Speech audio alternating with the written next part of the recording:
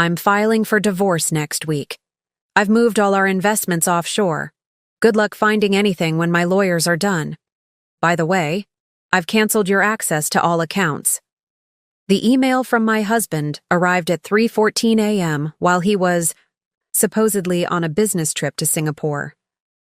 I read it twice, the blue light of my screen illuminating my face in the darkness of our Boston penthouse. Poor Richard.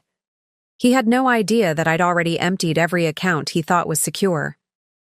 Before we jump back in, tell us where you're tuning in from, and if this story touches you, make sure you're subscribed, because tomorrow I've saved something extra special for you. The offshore accounts he was so proud of, already redirected. The property holdings, transferred months ago. By the time his plane landed back in the States, he wouldn't even have a home to return to. I set my phone down on the marble countertop, the screen's glow catching the edge of my wedding ring. 15 years of marriage reduced to a middle-of-the-night email, not even a phone call. I suppose I should have felt something. Rage, perhaps, or heartbreak. Instead, I felt a curious sense of calm, like watching the final piece of a complex puzzle slide perfectly into place. The city lights twinkled through the floor-to-ceiling windows of our 38th floor penthouse. Correction, my penthouse now. The night was clear, the kind of crisp autumn evening that Boston does so well. Below me, the city continued its regular rhythm, oblivious to the small war being quietly declared in the luxury buildings towering above. I poured myself a glass of the Dai, Macallan 25, Richard's prized scotch that he saved for special occasions. This certainly qualified. The amber liquid caught the light as I swirled it gently, savoring the moment. Richard had always underestimated me. When we met, I was just finishing my MBA at Wharton while he was already 10 years into his career as an investment banker. He'd found my academic understanding of finance amusing, even quaint. He never bothered to discover that before business school, I'd spent 5 years in forensic accounting. The first sign had come about 18 months ago. A missed dinner here, a weekend conference there. Standard cliches, really. I might have dismissed it as the natural drift of a long marriage, if not for the unexplained transfers from our joint investment account. Small at first, just $10,000 or $15,000, but growing larger over time. When confronted, he'd wave it away as portfolio rebalancing and launch into explanations so technical he knew my eyes would glaze over. He was right, my eyes did glaze over. Not from confusion, but from calculation. Each patronizing explanation was another thread in the tapestry of evidence I was quietly gathering. I took a slow sip of the scotch, letting it burn a warm path down my throat. Our home was silent, except for the gentle hum of the climate control system. In the spare bedroom down the hall, 3 accordion folders contained every document I needed.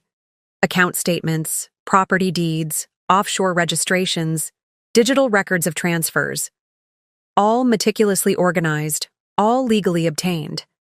I'd spent over a year building my case, moving through our lives like a ghost, present but unseeable. The second warning had come when I noticed Richard had created a new email account. He'd used our home computer and forgotten to log out. A small mistake. But in marriages like ours, small mistakes were often the only window into the truth. The emails revealed communications with attorneys specializing in asset protection and international finance law. There were questions about Massachusetts divorce statutes and property division, detailed inquiries about jurisdictions that favored the higher-earning spouse. I hadn't confronted him then either. Instead, I'd photographed everything, logged out, and begun my own research.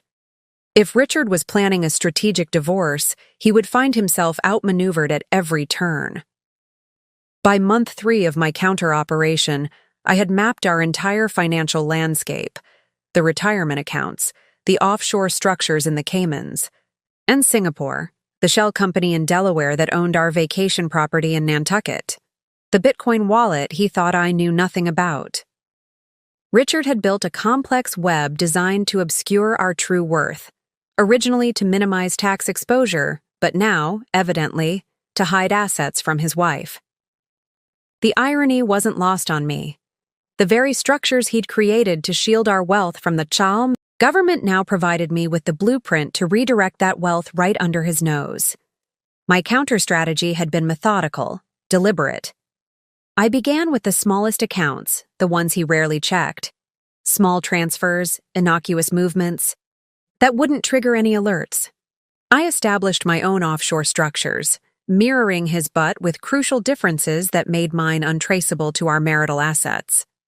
I created documentation that predated his planning, establishing claims that would supersede his in any court. I set the glass down and walked to the window, watching my reflection overlaid on the city lights.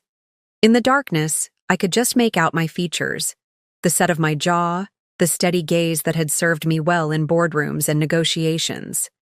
Richard had always told me I looked too serious, that I should smile more. Another red flag I had ignored for too long. The most satisfying part of my operation had been the real estate transfers.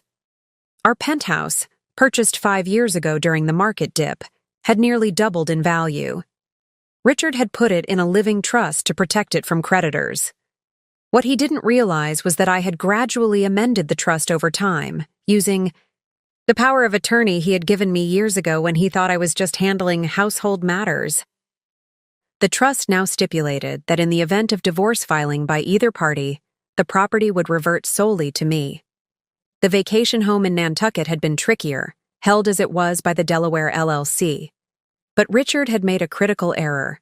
He had registered the LLC when we were in Delaware for a weekend, rushing through the paperwork and listing me as the managing member to avoid raising questions about why a Massachusetts banker needed a Delaware company. He thought it was a formality. I knew it was leverage. 3 months ago, I had transferred ownership of that LLC to a new holding company registered in my maiden name, with documentation showing I had purchased it at fair market value. The trail of money led through 3 different countries before disappearing completely. I checked my watch, a delicate Patek Philippe that Richard had given me for our 10th anniversary. It was almost 4 a.m. In Singapore, it would be late afternoon. Richard was probably sitting in some gleaming skyscraper, congratulating himself on his clever strategy, imagining me reading his email with shock and despair. Perhaps he was already celebrating with whoever had replaced me in his affections. There was always someone, wasn't there? In marriages like ours, there always was. I walked back to the counter and picked up my phone again. No response needed, not yet. Let him think his message had devastated me. Let him imagine me panicking, calling friends, perhaps consulting attorneys, who would tell me it was too late. The longer he believed he had won, the sweeter the moment of revelation would be. Outside, the first hints of dawn were beginning to soften the eastern sky. A new day. For the first time in years, I felt a sense of genuine anticipation. The careful planning, the meticulous execution, the countless nights spent constructing this parallel financial universe, all of it was about to bear fruit. I finished the scotch and set the glass in the sink. In a few hours, I would call my attorney and initiate my own filing, complete with full documentation of the assets Richard thought he had hidden. By the time his plane touched down at Logan International, the trap would be sprung, the accounts frozen, the properties secured. Richard had taught me many things during our marriage, but the most valuable lesson was one he never intended. Patience is the ultimate power. And I had been very, very patient. I slept surprisingly well that night. 4 solid hours of dreamless rest, the kind that comes with absolute certainty. When I woke, sunlight was streaming through the blinds I'd forgotten to close, painting bright stripes across our Italian marble floors. Richard had insisted on the marble during our renovation 3 years ago. Carrara marble, Eleanor, accept no substitutes. despite the contractor's warnings about maintenance in a New England climate. The first winter, it had cracked along the south wall. Preparing and narrating this story took us a lot of time, so if you are enjoying it, subscribe to our channel. It means a lot to us. Now back to the story. Richard had been furious, blaming everyone but his own insistence on form over function. That was Richard in essence. Beautiful things that couldn't withstand pressure. I made myself coffee, using the elaborate espresso machine that Richard had imported from Milan. Another trophy purchase that required constant attention. I'd become quite good at maintaining it, just as I'd become good at maintaining so many things in our marriage. The bitter aroma filled the kitchen as I pulled up my secure email account on my tablet. My attorney, Vivian Park, was already online, an early riser like me. I'd hired her 14 months ago, right after discovering the first suspicious transfers. Vivian had made a name for herself representing women in high-net-worth divorces throughout New England. She wasn't just good, she was surgical in her precision. "It's time," I wrote. He sent the email, exactly as we anticipated. Her response came within minutes. "Executing Phase 1 today. Meeting at 11 a?" "I'll be there," I confirmed. I set the tablet down and looked around the penthouse, 3,200 square feet of luxury that had never quite felt like home. The modern art Richard had collected adorned the walls, each piece selected not for its beauty, but for its investment potential and name recognition. "Rothkos are having a moment," he'd explained when bringing home a canvas of blurred rectangles that cost more than my parents' entire house. I never told him I found it cold, impersonal. The morning sun caught the diamond, on my left hand, sending prisms dancing across the white countertop. I twisted the ring thoughtfully, feeling its familiar weight. Richard had upgraded it 3 times during our marriage, each new stone marking a promotion or significant bonus. The current iteration was just over 4 carats. "Flawless, just like you should be," he'd said when presenting it on our 12th anniversary. I slid it off and placed it on the counter. The indentation it left behind would fade quickly enough. My phone buzzed with a text from my sister, Catherine. "Did you tell him yet?" Catherine was the only family member who knew what was coming. As a divorce attorney herself, though in Colorado, rather than Massachusetts, she had been an invaluable sounding board. "Not yet," I replied, "but he made the first move this morning. Email divorce declaration." Her response was immediate. "What a coward. Are you okay?" Was I okay? I considered the question carefully as I sipped my coffee. Anger had come in the early months of discovery. White-hot rage at the betrayal, not just of his apparent infidelity, but the calculated financial deception. Then had come a cold, clarifying fury that sharpened my focus and strengthened my resolve. But now, standing in the sunlight with Richard's dismissive email sitting in my inbox, what I felt was something closer to pity. "I'm better than okay," I typed back. "I'm ready." I set my empty cup in the sink and went to dress for my meeting with Vivian. My closet was a carefully curated collection of designer pieces, selected over the years to project exactly the image Richard thought appropriate for the wife of a senior investment banker. Today, I selected items he had never seen, things I'd eye. Purchased in the past year and kept in the back, tags removed but never worn.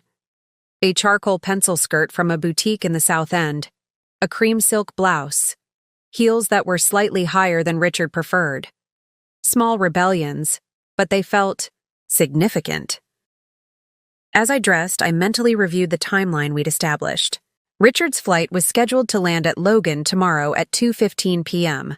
By then, the initial legal filings would be complete. The freeze orders on the primary accounts would be in place. The property transfer notifications would be registered. And the forensic accounting report, all 147 meticulously documented pages, would be in the hands of both our attorneys and the relevant tax authorities. I applied my makeup with careful precision, taking more time than usual. There was no reason to rush today. Everything had been prepared months in advance. The weight of secrecy that had pressed on me for so long had lifted, leaving a strange lightness in its wake. My phone rang just as I was fastening my grandmother's pearl earrings, the only jewelry I'd brought into the marriage. It was Vivian. "Eleanor," she said without preamble. "The offshore accounts in Singapore are showing activity this morning. Large transfers initiated in the last hour." I smiled as I secured the second earring. "Right on schedule." "You're sure about this strategy? Once we file the emergency petition, there's no going back. Richard will know immediately that you've been tracking his movements." "He's moving the money exactly as we predicted he would," I said, checking my reflection one final time. "Let him transfer to the Cayman account. That's where we want it." "Because of the treaty," Vivian said, understanding immediately. "Exactly.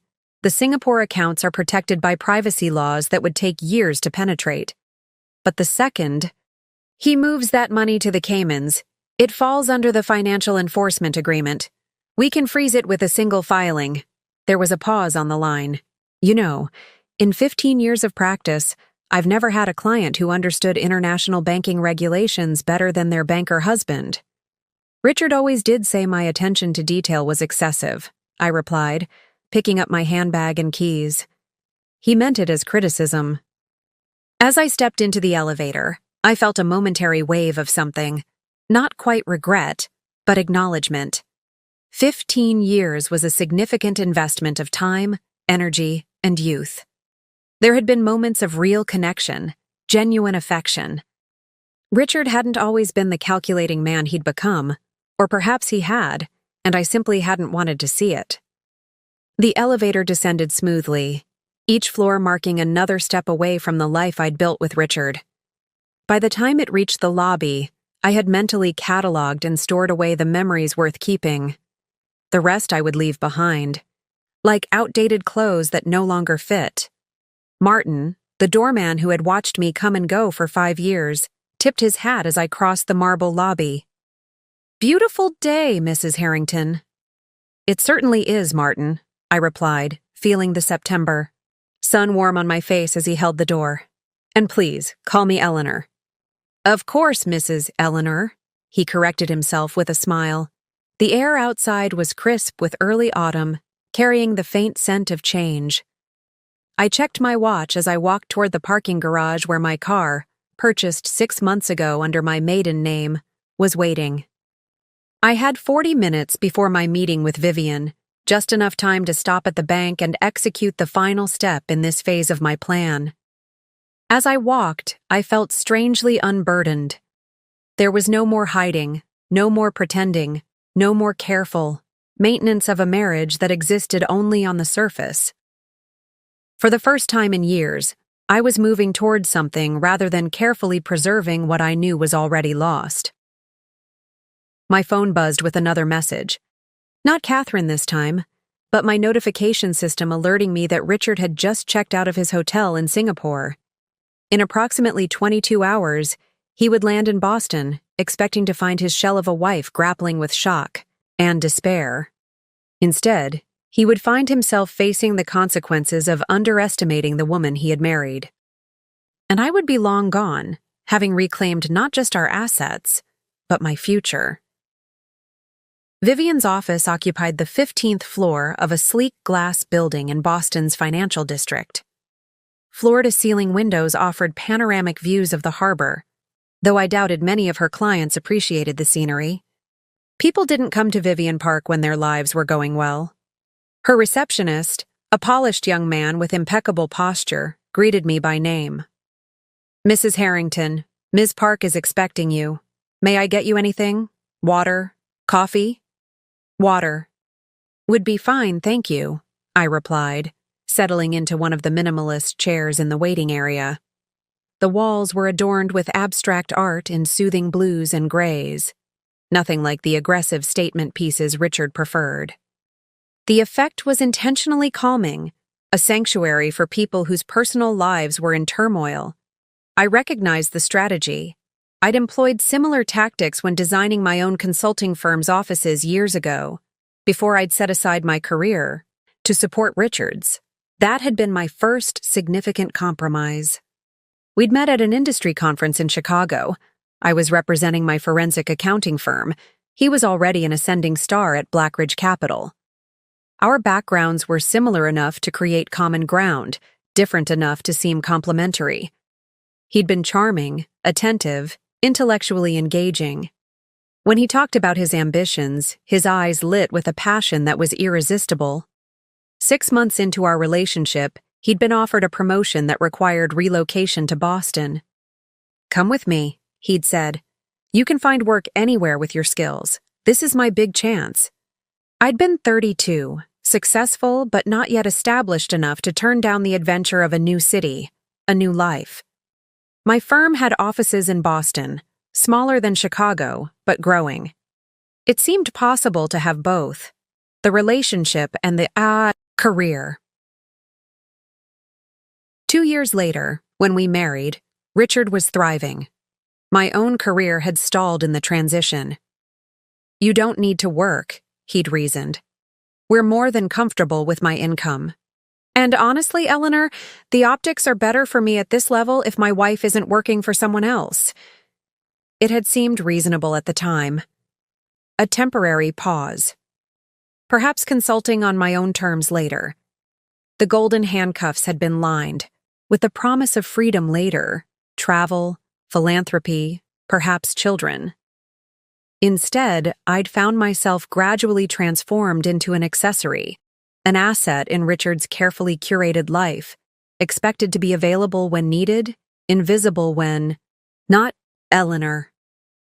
Vivian's voice pulled me from my thoughts. She stood in the doorway to her office, elegant in a tailored navy suit, her silver-streaked black hair pulled back in a precise chignon.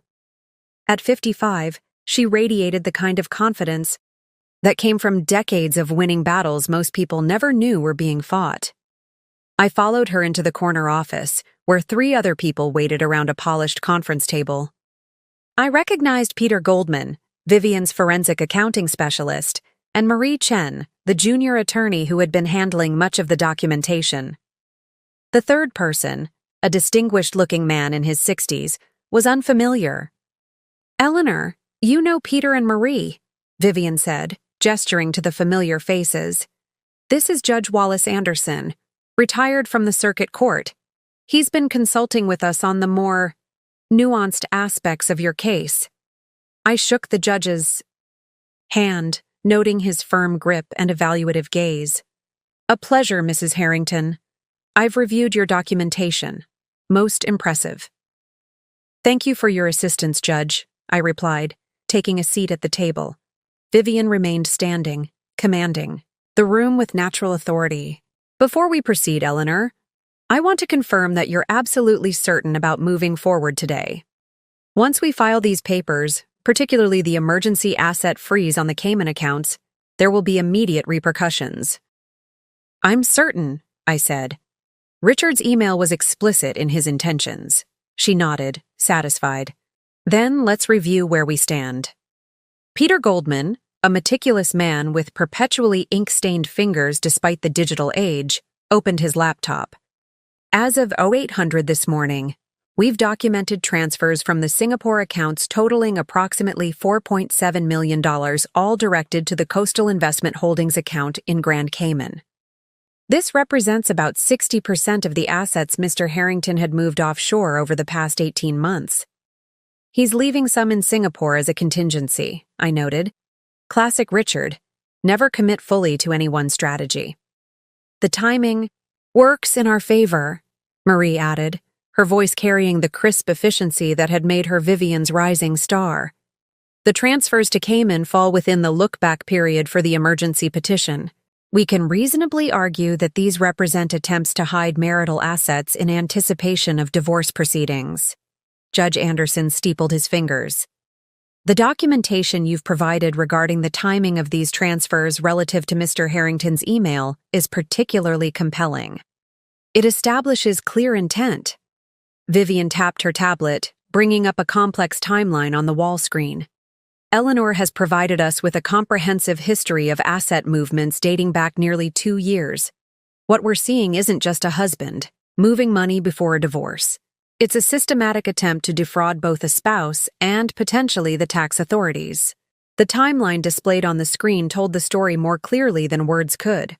A pattern of escalating financial maneuvers, each designed to obscure ownership and value. Accounts opened in tax havens, properties transferred to shell companies. Investment portfolios gradually shifted to offshore entities, and running alongside this financial timeline was another.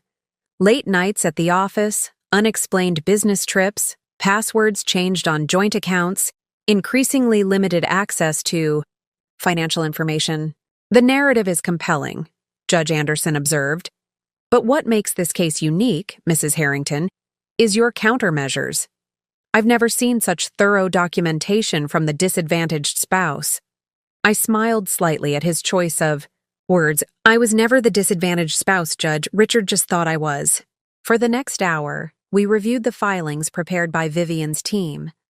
The divorce petition with its detailed financial disclosures, the emergency motion to freeze specified accounts, the supporting documentation of asset transfers, and most importantly, the evidence of my prior ownership claims to specific properties and accounts. The Nantucket property transfer is particularly elegant, Marie noted with professional admiration. Since you were listed as the managing member of the LLC, your restructuring of the ownership falls within your legal authority. Mr. Harrington's signature on the original operating agreement gives him very little recourse. He never read the operating agreement, I said. He just signed where the lawyer indicated. Richard always considered legal documents beneath his attention unless they involved 9-figure transactions. Vivian's smile was razor-thin. His oversight, our advantage. As we concluded the review, Vivian fixed me with her penetrating gaze. The papers will be filed electronically within the hour. The emergency petition for the asset freeze should be granted by end of day, given the evidence of active transfers. By the time Richard lands tomorrow, his financial maneuverability will be severely restricted. I nodded, feeling a curious mix of emotions, resolution certainly, but also a distant sadness for what had been lost. Not just the marriage, which had been hollow for years, but the person I had once believed Richard to be. What happens after? The filing? I asked. Richard will be served immediately upon entering U.S. jurisdiction, Vivian explained. Given the nature of the filings, his accounts will be frozen before he even clears customs. His attorney, assuming he's already retained, one, will receive electronic notification simultaneously. And then? Judge Anderson answered, his voice carrying the weight of having witnessed countless such battles. Then, Mrs. Harrington, the real war begins. Men like your husband don't surrender easily, especially when blindsided. He will fight. He will threaten. He may even try to negotiate. But with the documentation you've provided, his options will be severely limited. I absorbed this, feeling strangely calm. I'm prepared for that. As I left Vivian's office 30 minutes later, Boston's financial district was alive with the energy of lunchtime. Men and women in expensive suits hurried along the sidewalks, phones pressed to ears, ambitions driving them forward. I had once been one of them, before becoming Mrs. Richard Harrington. Tomorrow, I would take the first step toward becoming Eleanor Blackwell once again, my name, my identity, my life. The cost had been high, years lost, trust shattered, innocence abandoned. But as I walked through the crisp autumn air, I couldn't help but feel that what I had gained, wisdom, strength, and the fierce knowledge of my own capabilities, might ultimately prove worth the price. After leaving Vivian's office, I found myself walking toward the public garden instead of returning directly home. I needed space to think, to breathe before the machinery we'd set in motion began its inexorable process. The garden was alive with early autumn colors, trees just beginning their transition from green to gold. I found an empty bench near the lagoon and sat, watching a swan glide across the water's surface, serene above, furiously paddling below. An apt metaphor for my marriage, particularly these last 2 years. The first warning sign had been so small I nearly missed it. A dinner reservation confirmation that arrived in our shared email account, not unusual in itself, except this was for Menton, Richard's favorite restaurant, on a night when he was supposedly in New York. I hadn't mentioned it. Instead, I checked his calendar and noted the discrepancy, a tiny data point that meant nothing in isolation. 2 weeks later, there was another, a credit card charge for a hotel in Providence on a Tuesday night. Richard had claimed to be working late, coming home, after midnight with the distant, distracted air I had come to recognize as his important deal demeanor. Again, I said nothing, just noted the inconsistency and continued watching. It wasn't that I suspected an affair, not at first. Richard's devotion had always been to his career, his status, his financial achievements. Women had always been attracted to him, his confidence, his seemingly effortless success, but his vanity had generally been satisfied with their attention rather than their company. The third sign had been the most telling. I had been looking for a tax document in his home office, with his knowledge and permission, when I found a brochure for private banking services in Singapore. The brochure itself wasn't unusual. Richard received such materials constantly. What caught my attention was the handwritten note on the back, listing account numbers and contact information.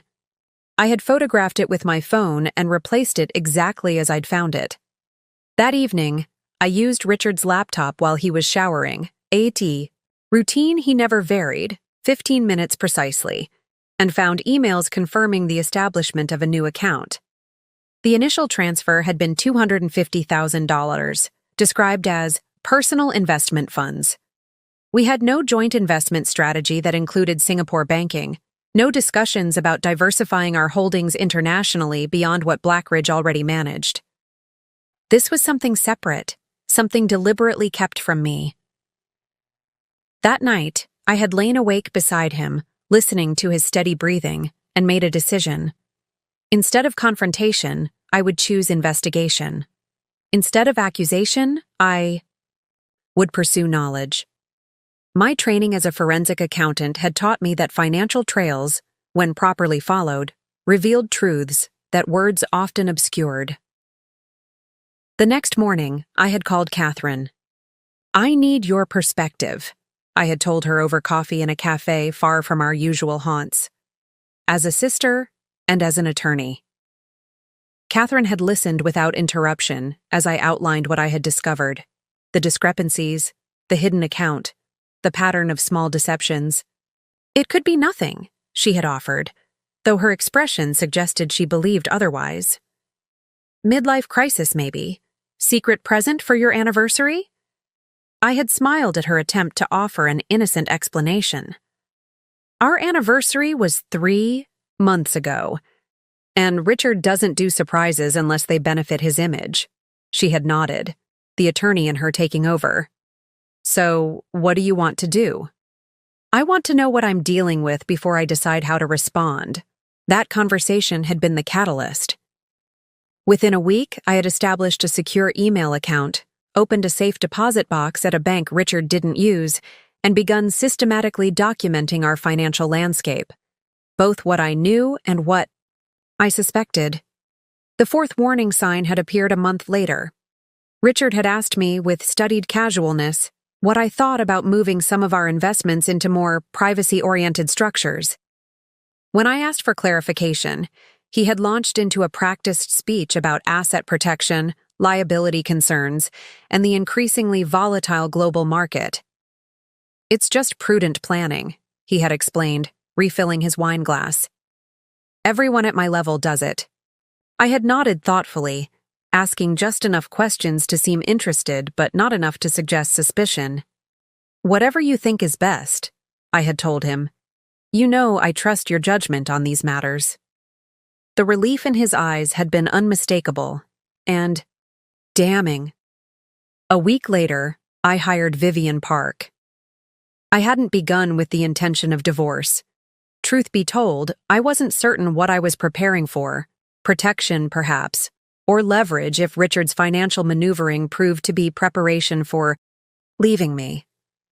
Vivian had been clear-eyed in her assessment. In my experience, she had told me during our first meeting, men who begin hiding assets are planning one of three things: leaving their wives, financial crime, or both. What would you suggest? I had asked. Document everything. Follow every financial thread. Establish your own security, and decide what you want the end result to be. What did I want? The question had haunted me in the months that followed. Did I want to save my marriage? Did I want retribution? Or did I simply want what was rightfully mine?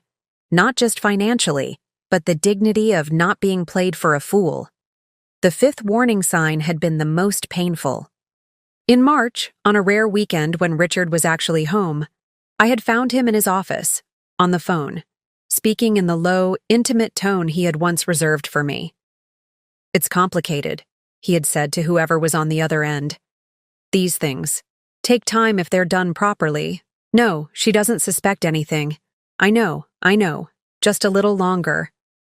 I had retreated silently, my heart hammering in my chest.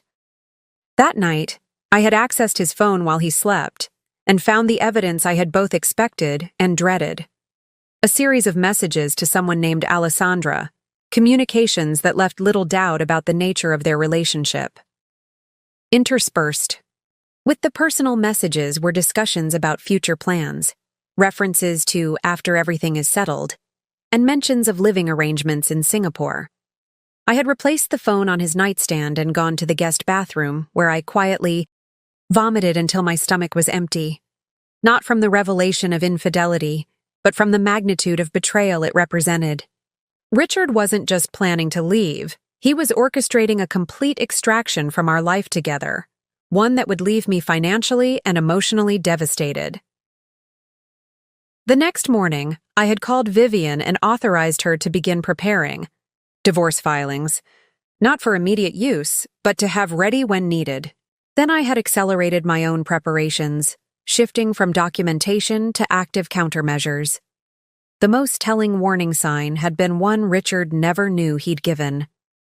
In late April, he had hosted a dinner party for several colleagues from Blackridge. After too many scotches, the conversation had turned to a recent high-profile divorce in their industry. "Poor bastard didn't know what hit him," one of Richard's colleagues had commented. "Wife's attorneys took him to the cleaners." Richard had smiled, that particular smile that never reached his eyes. The mistake was being obvious. If you're going to make a significant life change, the key is preparation and discretion. Handle the finances first, establish your position, then execute. The others had laughed, taking it as generic business wisdom rather than specific personal planning. But I had heard the conviction in his voice, seen the calculation in his eyes. He hadn't been speaking hypothetically. He had been describing his own strategy. The swan in the lagoon had now been joined by its mate, both of them gliding across the water's surface in perfect synchronicity. I checked my watch. The legal filings would be complete by now, moving through. The system, with the inexorable force of justice, finally set in motion. I stood, smoothing down my skirt and taking one last look at the peaceful scene before me. In less than 24 hours, Richard would land in Boston, expecting to find his life proceeding according to his careful plan. Instead, he would discover that all his warning signs had been seen, all his signals interpreted, all his moves countered. The thought didn't bring me joy, but it did bring a sense of rightness, of balance restored to a world that had tilted too far in the direction of deception. After the garden, I returned to our penthouse and headed straight for the spare bedroom that had become my de facto command center. To anyone else, the housekeeper, Richard's occasional colleagues who visited, it appeared to be nothing more than a tastefully decorated guest room. The evidence of my counter-operation was hidden in plain sight. Legal books that Richard would never touch. Financial journals he would dismiss as beneath his expertise. and a locked cabinet that ostensibly held family heirlooms but actually contained my most sensitive documentation. I unlocked the cabinet and spread my materials across the bed, a queen-size surface that offered more space than any desk. My strategic assessment had begun 11 months ago, shortly after hiring Vivian, and had evolved into a comprehensive battle plan that addressed every aspect of Richard's likely strategy. First had been the asset inventory. I had created a complete catalog of everything we owned, jointly or separately: real estate, investment accounts, retirement funds, art collections, vehicles, and even Richard's carefully curated wine cellar. For each asset, I documented the acquisition date, source of funds, title holders, and current location. This baseline had been essential for tracking Richard's subsequent movements. The most complex element had been the offshore structures. Richard had established a web of entities across multiple jurisdictions: Singapore, Cayman Islands, Isle of Man, and Delaware. The ownership chains were deliberately convoluted, designed to obscure the ultimate beneficial owner. He had initially created these for tax efficiency, but their structure made them perfect vehicles for hiding marital assets. I had mapped each entity using my forensic accounting background, creating a flowchart that would have impressed Richard's own financial engineers. The key vulnerability I identified was Richard's assumption that I didn't understand these structures, that their complexity alone would deter me from following the money. The second component of my assessment had been Richard himself. After 15 years of marriage, I knew his patterns, his blind spots, his psychological triggers. Richard's greatest weakness was his absolute conviction in his own brilliance. He believed himself to be the smartest person in any room, including, perhaps especially, rooms filled with other financial strategists. This hubris created predictable behaviors. He would transfer assets gradually rather than all at once, believing incremental movements would go unnoticed. He would leave contingency reserves in multiple locations, never fully committing to a single strategy. He would use trusted lieutenants rather than direct action when possible, maintaining plausible deniability. And above all, he would never imagine that I, the wife he had systematically underestimated for 15 years, would not only understand his strategy, but could formulate a superior counter-strategy. The third element had been the legal landscape. With Vivian's guidance, I had studied Massachusetts divorce law in detail, understanding how courts typically handled high-net-worth cases. The Commonwealth was an equitable distribution state, not a community property state, which gave judges significant discretion in asset division. Richard was counting on his ability to hide assets before filing.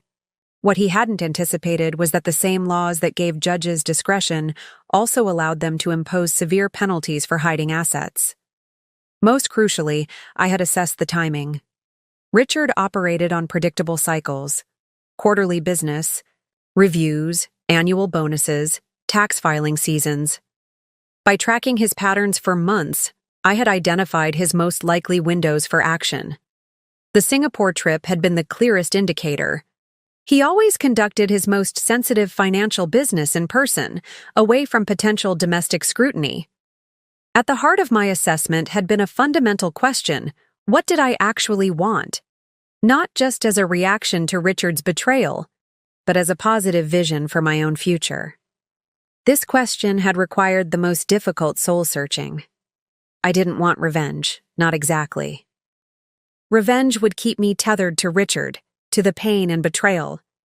What I wanted was justice, financial and emotional. I wanted to emerge from this marriage with my fair share of our assets. Yes, but more importantly, with my dignity and self-respect intact. I wanted Richard to face consequences not because I needed to see him suffer, but because actions should have consequences. Without them, there is no moral order to the world. My strategic assessment had concluded with 3 primary objectives. First, secure my financial future by protecting my rightful share of our marital assets. This meant not just preserving what was currently in our joint names, but reclaiming what Richard had already hidden. Second, ensure that Richard's attempts to defraud me were fully documented and exposed, not just to me, but to the relevant legal and financial authorities. His actions weren't just personally betraying. Many crossed into legally questionable territory. Third, reclaim my professional identity and personal autonomy. The years with Richard had slowly eroded my sense of self. Whatever happened with the divorce, I needed to emerge as Eleanor Blackwell, not as Richard Harrington's ex-wife. With these objectives established, I had developed specific tactics for each category of assets. For real estate, I had leveraged my position as trustee or managing member to restructure ownership. For financial, accounts, I had established parallel structures to redirect funds. For personal property, I had created comprehensive inventories with appraisals. And for Richard's hidden assets, I had developed legal strategies to freeze and reclaim them. The most elegant element of my plan, the one that gave me a quiet sense of satisfaction, was that I had accomplished most of this using the very tools and structures Richard himself had created. The offshore entities, the complex ownership chains, the privacy provisions, all of them now worked in my favor rather than his. I gathered the papers and returned them to the locked cabinet. The assessment phase had ended months ago. Now we were in the execution phase, with Richard unknowingly playing his assigned role perfectly. His email, his transfers to the Cayman accounts, each step he took further solidified my position. Tomorrow, when he landed at Logan, the carefully constructed financial fortress he thought would protect him would instead become his prison. Everything was in place. All that remained was to watch the strategy unfold. That evening, I ordered dinner from an upscale Italian restaurant near our penthouse, Richard's favorite linguine with white clam sauce, though he wasn't there to enjoy it. A small indulgence to mark the transition from preparation to action. As I ate at our dining table with its sweeping views of Boston Harbor, I reviewed the phases of my action plan, each step now irreversibly in motion.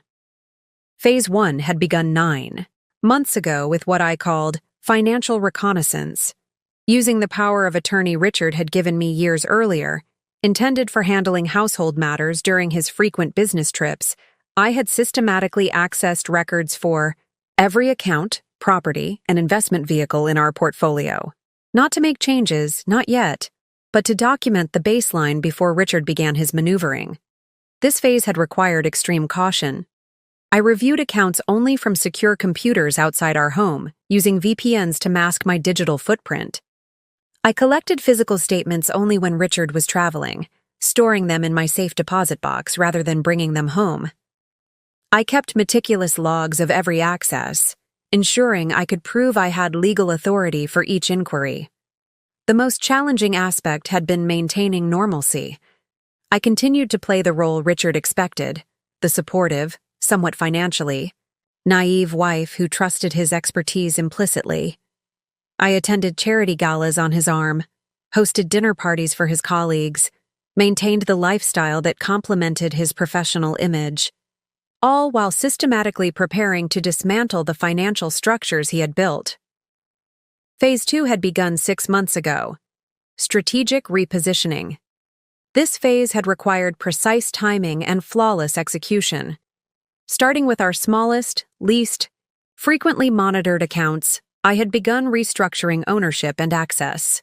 For joint accounts, I established parallel individual accounts and gradually transferred portions of the balances. Never enough to trigger Richard's attention, but enough to create a financial foundation independent of his control. For real estate, I had leveraged my position as either co-owner or trustee to modify ownership structures. The Nantucket property had been the most complex, requiring multiple legal maneuvers executed through the Delaware LLC. The penthouse had been simpler, as Richard had placed it in a revocable trust for tax purposes, a trust that named me as successor trustee with broad discretionary powers. The most satisfying element had been the art collection. Richard had acquired pieces not from passion, but as investments and status symbols. Using my background in asset valuation, I had arranged for several pieces to be reappraised, documented their true market value, and established clear provenance records. When the divorce filings became public, these records would ensure every piece was properly accounted for in the marital estate. Phase 3 had been defensive positioning, establishing legal and financial safeguards against Richard's inevitable retaliation. I had opened accounts at institutions where Richard had no relationships, established credit in my maiden name, secured new identification documents, and created secure communication channels that Richard couldn't access or monitor. I had also prepared documentation of Richard's financial and personal misconduct, not for leverage or blackmail, but as insurance. Against his likely attempts to paint me as vindictive or unstable, the evidence included records of his affair with Alessandra, documentation of potentially improper financial transactions, and proof of his deliberate attempts to hide marital assets. The most critical element of Phase 3 had been cultivating the right professional relationships. Beyond Vivian and her legal team, I had established connections with financial advisors, real estate professionals, and security consultants, all completely separate from Richard's networks, all ready to assist when the conflict became public.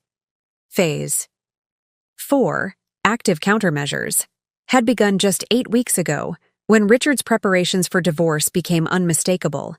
The frequency of funds moving offshore had increased. His absences had become longer and less explained. Password changes and restricted access had become routine. He had begun casual conversations about simplifying our lives and downsizing. Now that we're older, transparent attempts to prepare me for the diminished lifestyle he planned to leave me with. My countermeasures had been comprehensive and precisely targeted. For each offshore transfer Richard made, I executed a corresponding legal strategy to document and ultimately reclaim those funds. For each account he restricted, I established legal claims that would freeze those assets once the divorce was filed. For each property he attempted to shield, I created documentation establishing my contribution to its acquisition and maintenance.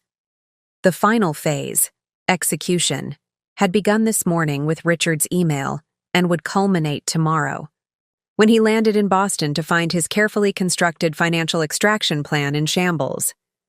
As I finished my dinner, I received a text from Vivian. All filings complete. Emergency freeze granted on Cayman accounts.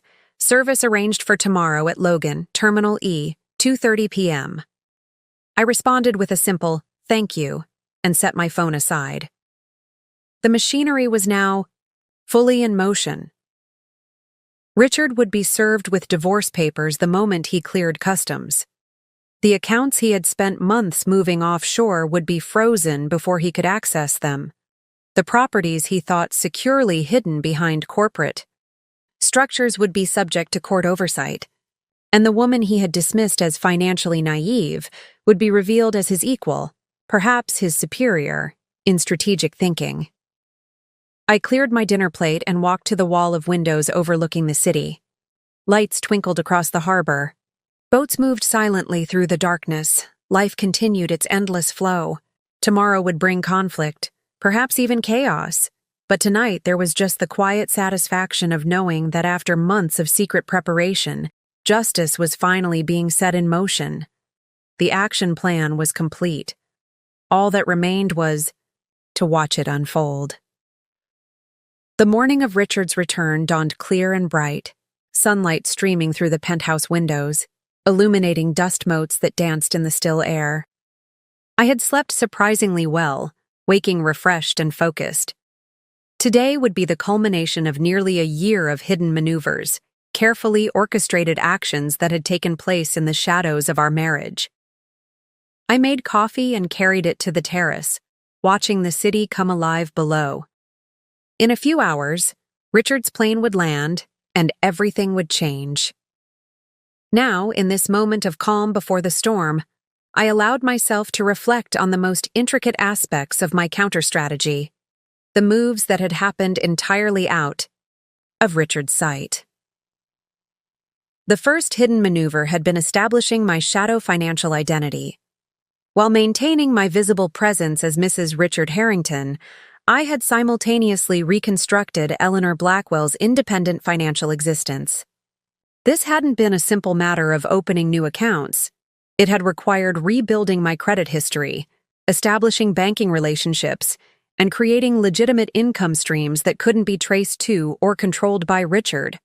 I had leveraged my dormant consulting credentials to secure several discreet advisory contracts with firms that had no connection to Richard's network. The income wasn't substantial compared to our marital assets, but it created a paper trail of professional activity that would support my post-divorce financial independence. More importantly, it re-established my professional identity after years of Richard subtly but persistently diminishing my expertise. The second hidden maneuver had been the metadata strategy.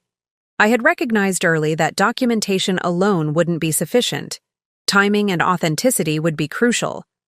For every significant document, I had created a verifiable digital trail, emails, with timestamps, electronic signatures with blockchain verification, cloud storage with access logs.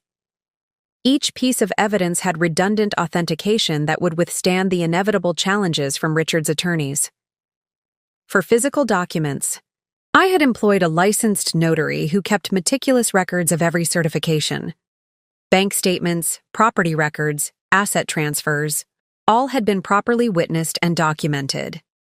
I had even gone so far as to have certain critical conversations recorded in two-party consent situations, creating an undeniable record of Richard's own statements about our financial affairs. The most delicate hidden maneuver had been navigating international banking regulations. Richard had chosen his offshore jurisdictions carefully, selecting countries with strong privacy laws and limited cooperation with U.S. authorities. What he hadn't anticipated was that I would use these same privacy protections as a shield for my own financial maneuvers. Working with specialists in international finance law, I had identified specific regulatory triggers that would force disclosure of Richard's hidden accounts. For assets in Singapore, this meant documenting potential violations of their strict financial regulations. For the Cayman accounts, it meant establishing clear evidence that the transfers were made specifically to hide marital assets, a distinction that negated certain privacy protections under their banking laws. Perhaps the most satisfying hidden maneuver had been the redirection of Richard's own network. Over 15 years of marriage, I had built relationships with many of the same financial professionals, attorneys, and business associates that Richard relied upon. While he assumed these connections were merely social, the wife being polite to her husband's colleagues, I had cultivated them with purpose. Several key figures in Richard's professional orbit had quietly provided critical information and assistance. His executive assistant, Caroline, whom he had consistently undervalued and underpaid, had been particularly helpful in tracking his movements and communications. His longtime accountant, increasingly uncomfortable with some of Richard's more aggressive tax strategies, had offered subtle but valuable insights into potential vulnerabilities in his financial structures. Even Richard's personal banker at first, Boston Trust, a woman who had endured years of his condescension, had ensured that certain transactions received the appropriate regulatory scrutiny. None of these allies had violated any professional ethics. They had simply ensured that rules were followed and proper documentation maintained. Exactly the things Richard had grown accustomed to circumventing through charm and intimidation. The most technically complex hidden maneuver had been tracing the money through the labyrinth of shell companies and trusts Richard had established. This had required sophisticated forensic accounting techniques, including relationship mapping, beneficial ownership analysis, and transaction pattern recognition. For months, I had reconstructed the flow of our marital assets as Richard gradually moved them into increasingly obscure structures. The breakthrough had come when I identified a recurring pattern in his methodology. Richard, for all his financial sophistication, was a creature of habit. He used the same naming conventions for his entities, the same timing for his transfers, and the same structuring techniques to avoid reporting thresholds. Once I recognized these patterns, tracking the money became substantially easier. What Richard could never have anticipated was that I had learned from him, absorbed his techniques, his strategies, his blind spots, and then improved upon them. While he had been teaching me about financial structures as intellectual exercises over the years, I had been analyzing not just the information, but how Richard himself operated within these systems. The final hidden maneuver, executed just 3 days ago, had been the most audacious. Using the power of attorney that Richard had never rescinded, I had submitted updated financial disclosures to several of our joint credit accounts. These disclosures, completely accurate but newly comprehensive, had triggered automatic compliance, reviews that effectively froze several lines of credit that Richard had planned to access upon his return. He would discover, upon attempting to use these resources, that they required additional verification, processes that would take days or weeks to complete. By then, the divorce filings would be public, and these assets would be under court supervision. I finished my coffee and checked my watch. Richard's plane would be landing in 4 hours. I had one final appointment before then, a meeting with my financial advisor to review the status of my newly independent portfolio. After that, I would return home to await the inevitable call that would come once Richard was served with the divorce papers. Everything was in place. Every hidden maneuver had been executed flawlessly. The chess pieces were arranged exactly as I needed them to be, though Richard still believed he was the only one moving them across the board. I went inside to dress for my meeting, selecting a slate blue suit I had purchased recently, something Richard had never seen, something that belonged solely to Eleanor Blackwell rather than Mrs. Richard Harrington. Today marked the end of hidden maneuvers. From this point forward, everything would be in the open, and Richard would finally see me clearly for perhaps the first time in our marriage. To understand Richard Harrington fully, to comprehend why he believed his plan would succeed, required acknowledging the forces that had shaped him and the world that had consistently rewarded his particular brand of calculated self-interest. As I waited for his plane to land, I reviewed what I knew about the antagonist in this drama and the advantages he believed he possessed. Richard had been raised in Connecticut affluence, the only son of a banking executive father and a socially ambitious mother. From childhood, he had been taught that the world operated according to certain unwritten rules. Appearance mattered more than substance, networks were currency more valuable than money itself, and most importantly, power belonged to those bold enough to seize it without apology. He had excelled at Princeton, not through academic brilliance, but through strategic relationship building. His fraternity connections had secured his first position at Goldman Sachs, where he had quickly developed a reputation for aggressive deal-making. By 35, when we met, he had already moved through 3 increasingly prestigious firms, each transition representing not just a higher salary, but an expansion of his influence within Boston's financial elite. Richard's professional methodology was consistent across all aspects of his life. He identified objectives, assessed resources, eliminated obstacles, and executed without hesitation or remorse. This approach had built his career, shaped our marriage, and now fueled his extraction strategy. He believed himself to be a master tactician, several moves ahead of everyone around him, particularly his wife. The forces supporting Richard's divorce strategy were substantial. First was his financial leverage, access to liquid capital that most people, including many high-net-worth individuals, simply didn't have.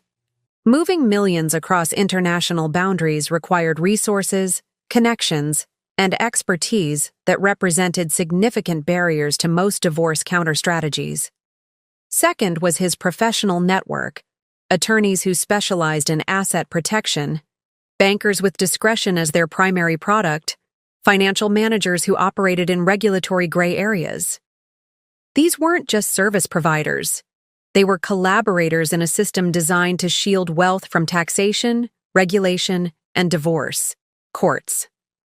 Richard had spent decades cultivating these relationships, positioning himself as both client and peer. Third was his psychological advantage, or what he perceived as his advantage. Richard genuinely believed that I lacked both the financial sophistication and the emotional fortitude to challenge him effectively. He had spent our marriage subtly reinforcing this perception, explaining financial concepts to me as if I were a particularly bright child, praising my intuitive understanding, while dismissing my professional training as theoretical rather than practical. This systematic underestimation had been his most significant miscalculation. He had confused my patience for passivity, my observation for obliviousness, my strategic silence for submission. The fortress of superiority he had built around himself had become a prison that prevented him from seeing me clearly. There were other antagonist forces at work beyond Richard himself. The legal system, despite significant progress, still favored those with greater resources to sustain prolonged litigation. The financial industry had built elaborate structures specifically designed to obscure ownership and frustrate asset discovery. International jurisdictional complexity created opportunities for those seeking to hide wealth from spouses, creditors, or tax authorities. Richard was counting on all these forces as he executed his plan. He anticipated that I would eventually secure legal representation, perhaps even competent representation, but he believed the structural advantages were too great to overcome. The combination of hidden assets, jurisdictional hurdles, and his superior resources would, in his calculation, result in a settlement far below what Massachusetts law theoretically guaranteed me. The most powerful antagonist force, however, was confidence. Richard's absolute certainty in his own superior strategic thinking. This certainty had been reinforced throughout his life by a system that rewarded exactly his type of calculated self-interest. He had never faced meaningful consequences. For his actions, professional or personal, he had navigated around obstacles rather than through them, abandoned positions that became untenable, and consistently emerged with his wealth and status intact. This pattern of success had created a kind of invulnerability field around him, a belief system in which failure was simply not a possibility that needed to be seriously considered.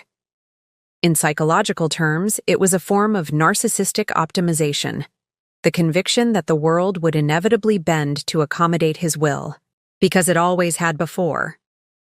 Richard's specific divorce strategy leveraged all these advantages. The timeline had likely been in development for at least 18 months, beginning with the establishment of the Singapore banking relationships and accelerating after his introduction to Alessandra, the investment banker from his London office, who had become both his romantic partner and his financial collaborator. His plan's elegance lay in its graduated approach. The first phase had been asset assessment and categorization, identifying which of our marital assets were most vulnerable to discovery and division. The second phase had been strategic restructuring, moving assets into vehicles that obscured ownership while maintaining his effective control. The third phase had been jurisdictional distribution, spreading assets across multiple legal systems to complicate recovery efforts.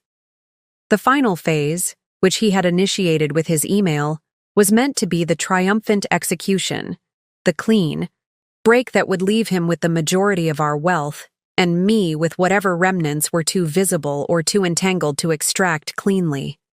What made Richard truly dangerous was not just his resources or his network, but his adaptability. When obstacles appeared, he adjusted. When strategies proved ineffective, he abandoned them without sentiment and developed alternatives. He operated according to a pure cost-benefit analysis, unencumbered by emotional attachment to particular approaches or outcomes beyond the bottom line. If his offshore strategy failed, he would attempt to negotiate a settlement that preserved his core assets. If negotiation failed, he would pursue litigation designed to exhaust my resources and resolve. If litigation became unfavorable, he would seek to move assets beyond the court's practical reach, calculating that enforcement costs would eventually lead me to accept less than my full entitlement. The antagonist forces aligned against me were formidable, representing not just one man's determination, but an entire system designed to protect wealth from division. Richard was merely an exceptionally adept navigator of this system, a player who understood the rules of the game and had positioned his pieces accordingly. What he didn't know, what would become apparent in the coming hours, was that while he had been playing chess, I had been playing a different game entirely. He had been moving pieces across the board according to traditional patterns, while I had been rewriting the fundamental rules of engagement. I checked the flight tracker on my phone. Richard's plane had landed 20 minutes early. He would be moving through customs now, anticipating a car service to bring him home to the penthouse where he expected to find me. Perhaps distraught over his email, perhaps already contacting attorneys, but certainly not prepared for what was actually... Dunk, I sent a text to Vivian.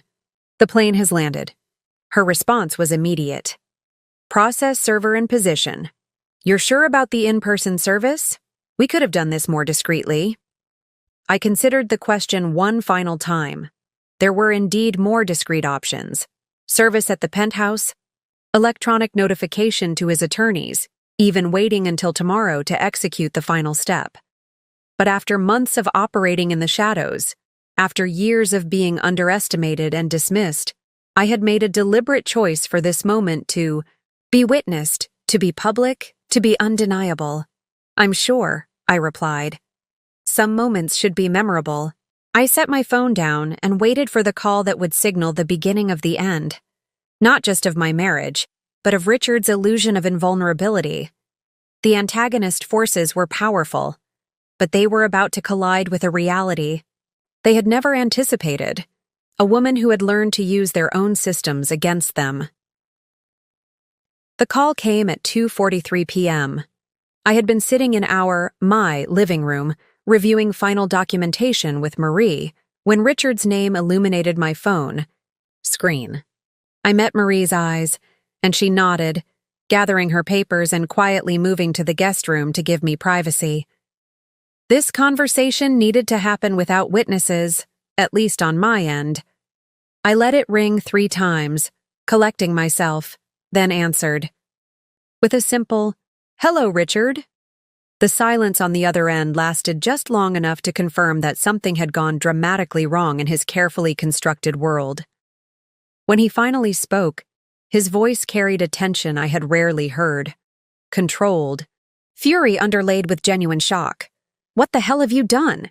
Each word was precisely enunciated, as if maintaining verbal composure might somehow restore order to his unraveling plans. "I'm not sure what you mean," I replied, my voice steady. "I just received some rather interesting legal papers myself. Perhaps we're having similar days." Another pause, this one briefer. I could almost see him recalibrating, shifting from indignation to calculation. "This is unnecessary, Eleanor. Whatever you think you're doing, we can resolve this privately, like rational adults." "That's an interesting perspective," I said, "considering your 3 a.m. email informing me that you had emptied our accounts and moved everything offshore. Was that your idea of a private, rational resolution? That was..." He stopped himself. Richard rarely made verbal mistakes, and he certainly didn't admit to them. "You're misinterpreting a contingency plan. I was stress testing our financial security. I almost laughed at the audacity. A contingency plan that coincidentally included filing for divorce and moving to Singapore with your colleague Alessandra? That's quite thorough scenario planning, Richard. Did the contingency also require canceling my credit cards and transferring the Nantucket property to your shell company?" The sharp intake of breath on the other end confirmed that my intelligence had surprised him. He hadn't expected this level of specific knowledge. "You've been going through my private communications." Accusation had replaced shock, a calculated attempt to shift the moral high ground. "No," I corrected. "I've been documenting your systematic attempt to hide marital assets in anticipation of divorce. There's a significant legal distinction." "The distinction," he said, his voice hardening, is that I've spent 20 years building our financial position while you've played at being a corporate wife. Whatever you think you're entitled to. Massachusetts is an equitable distribution state, I interrupted. And I have 15 years of evidence documenting my contributions to our marital estate, including the strategic sacrifices of my own career to support yours. But we both know this isn't really about legal entitlements, is it, Richard? He was silent, waiting for me to continue, probably recording the conversation for his attorneys. I didn't mind.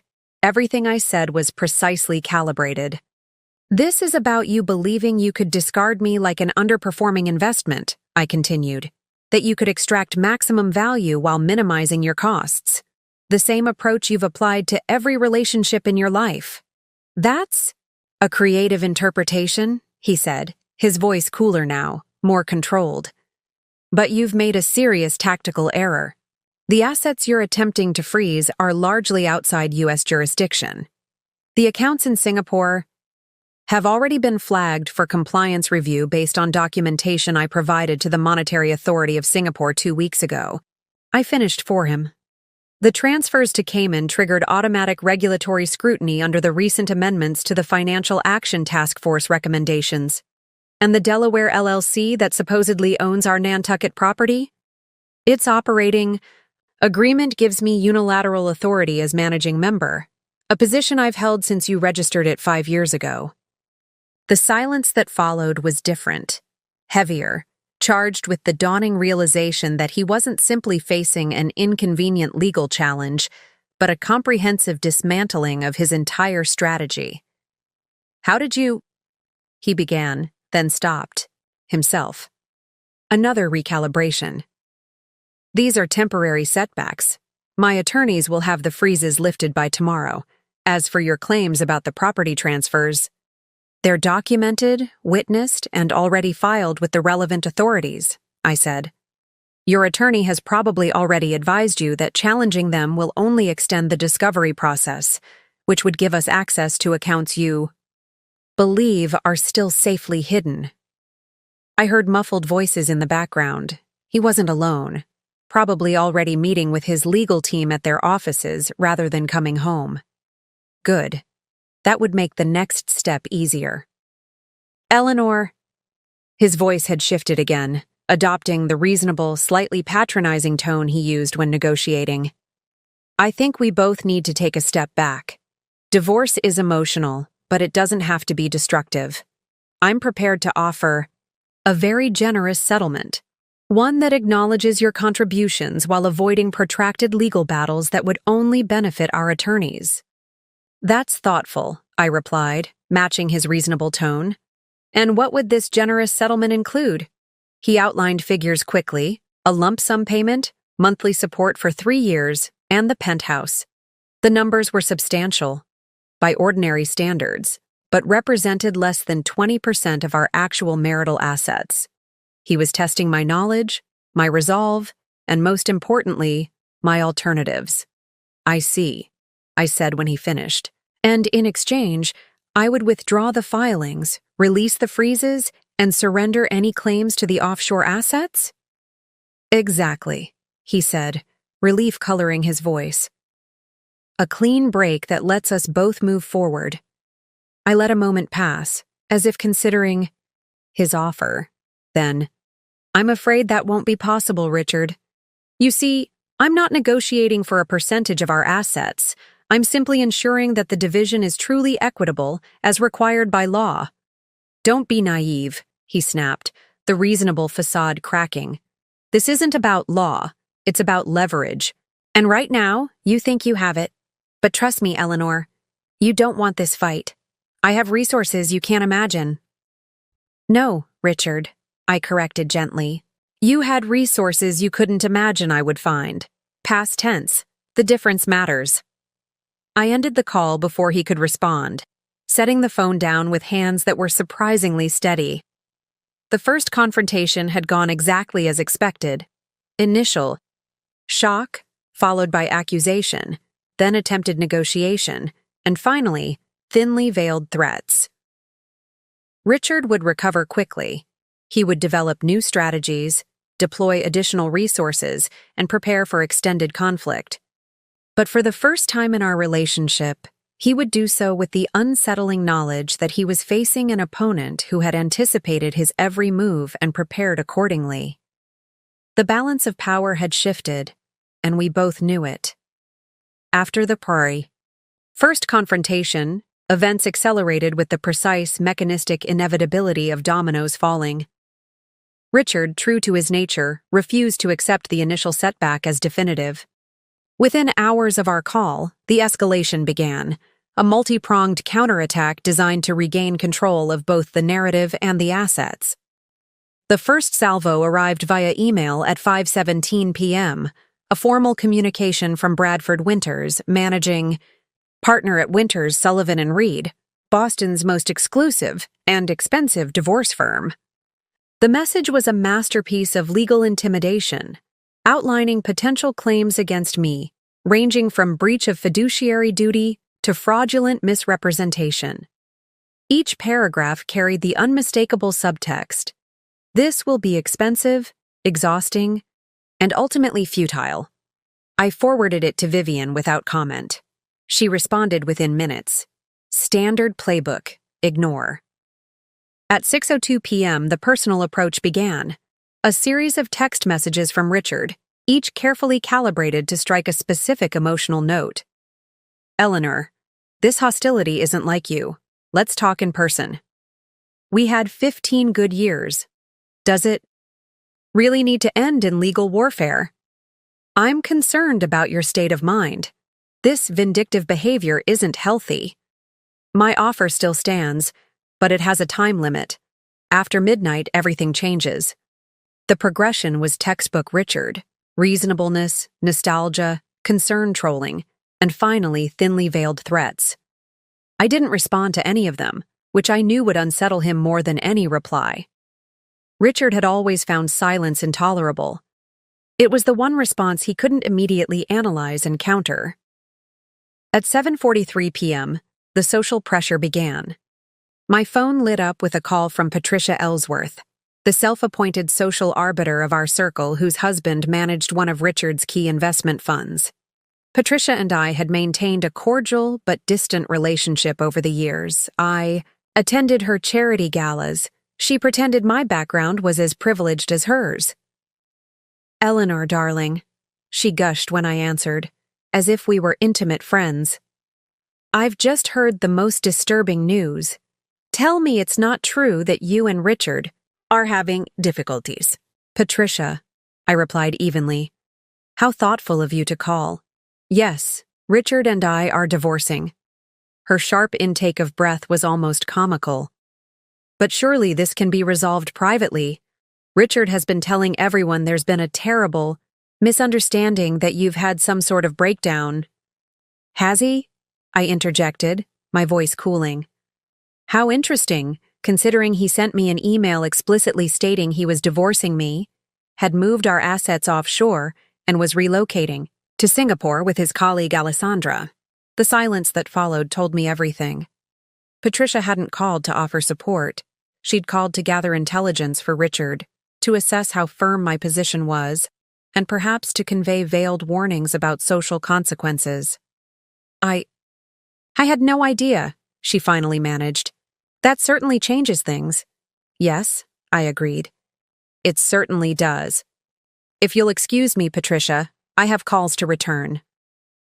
By 9 p.m., Richard had escalated to the financial realm.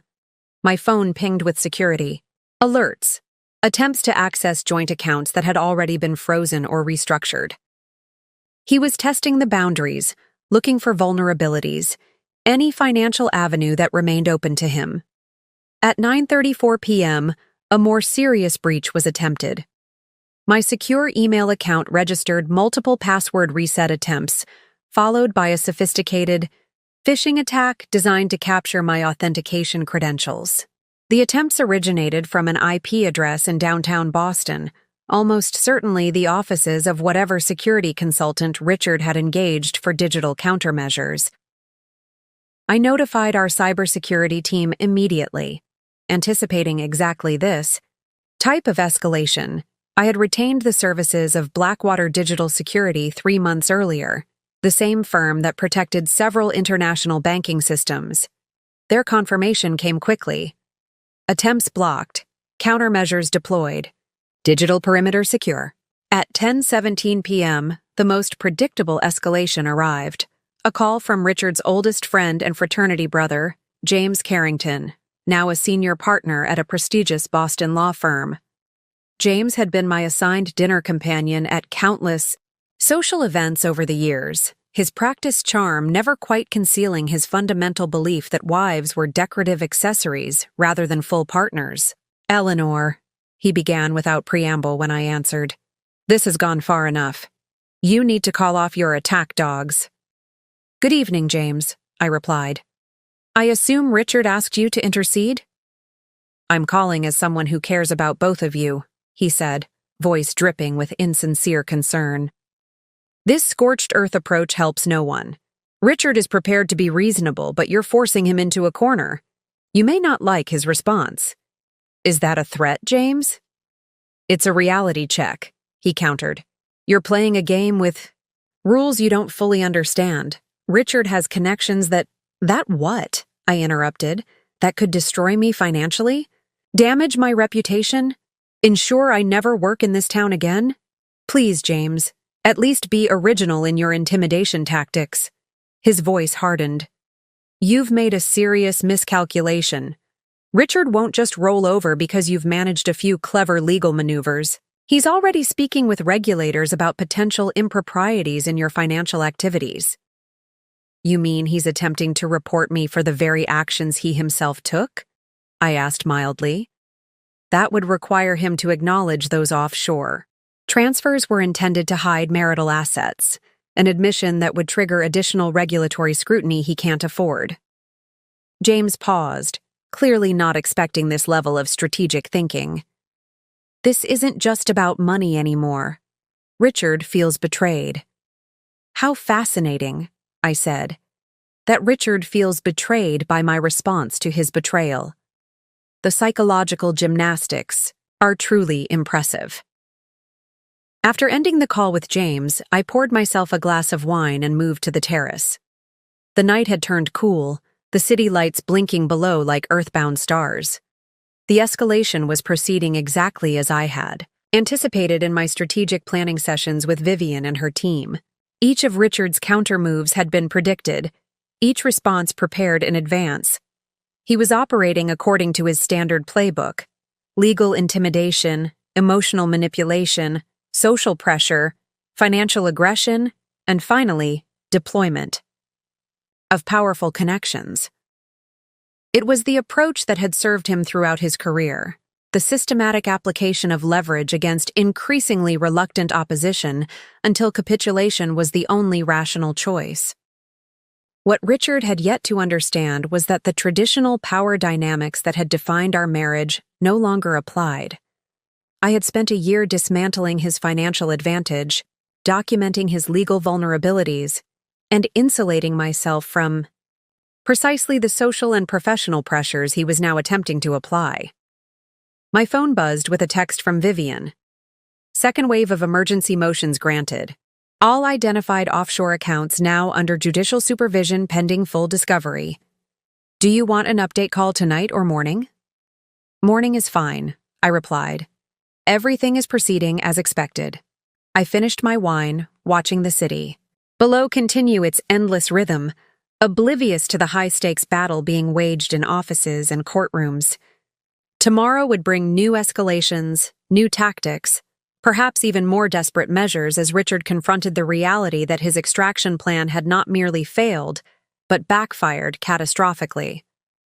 For the first time in our 15-year marriage, Richard was not fighting from a position of overwhelming advantage. He was fighting from a position of increasing vulnerability against an opponent who had studied his methods, anticipated his moves, and neutralized his traditional sources of power. The escalation would continue, but its trajectory had already been irrevocably altered. Morning arrived with a clarity that matched my state of mind. I had slept deeply, waking refreshed despite the previous day's confrontations and escalations. As I prepared for my 9 a.m. call with Vivian, my phone buzzed with a notification, a new email from Richard's personal account rather than through his attorney's. The timestamp showed 4:38 a.m. Either he hadn't slept, or he had woken in the darkest part of night with a new approach. I opened it cautiously, half expecting another threat or manipulation attempt. Instead, I found something more interesting: the first signs of a strategic pivot. Eleanor, he wrote, after reflection, I recognize that we've begun this process in a regrettable manner. My initial approach was inappropriate and reactive. I propose a reset, a mediated conversation with neutral third parties where we can discuss equitable division without further escalation. This benefits neither of us, and certainly not our shared legacy. I forwarded it to Vivian with a single comment. Phase 2 begins. Richard's pivot was predictable, but still fascinating to observe. Having failed with intimidation, emotional manipulation, and social pressure, he was now attempting the reasonable conciliator role, positioning himself as the mature party seeking resolution while implicitly casting me as the aggressor. This was the Richard I knew best: adaptive, pragmatic, willing to abandon failed strategies without sentimental attachment. He had recognized that his initial approach had backfired and was now recalibrating, seeking a narrative that would preserve as much of his position as possible while appearing to take the high road. Vivian's call came precisely at 9 a.m. Good morning, she said briskly. I see Richard has discovered the virtue of reasonableness overnight. Exactly as anticipated, I replied, settling into the chair by the window. What's our current position? Stronger than yesterday, she said. Judge Hernandez granted our expanded discovery motions. Richard's team now has 72 hours to provide complete documentation on all financial holdings, domestic and international. The Cayman freeze is holding despite their emergency petition for relief. Singapore accounts remain under compliance review, which effectively prevents access. And Alessandra? Interesting development there, Vivian said, a note of satisfaction in her voice. She appears to have returned to London last night. The ticket was purchased 3 hours after Richard was served with our filings. I smiled slightly. Alessandra's retreat was unsurprising but still satisfying. She had signed on for the successful, wealthy banker with a clean exit from his marriage, not a man embroiled in complex financial litigation with frozen assets and potential regulatory issues. How should we respond to his mediation proposal? I asked, though I already knew the answer. We acknowledge it positively while maintaining our current legal position, Vivian said. Appear open to dialogue while giving away nothing substantive. The standard language is in your secure folder. After the call, I reviewed the draft response Vivian had prepared weeks ago in anticipation of exactly this pivot. The language was calibrated perfectly, professional, non-antagonistic, but maintaining firm boundaries around the discovery process and asset preservation requirements. I sent it with minor modifications, then turned my attention to my own strategic pivot. While Richard had been deploying his cascading pressure tactics yesterday, I had been quietly executing the next phase of my own strategy.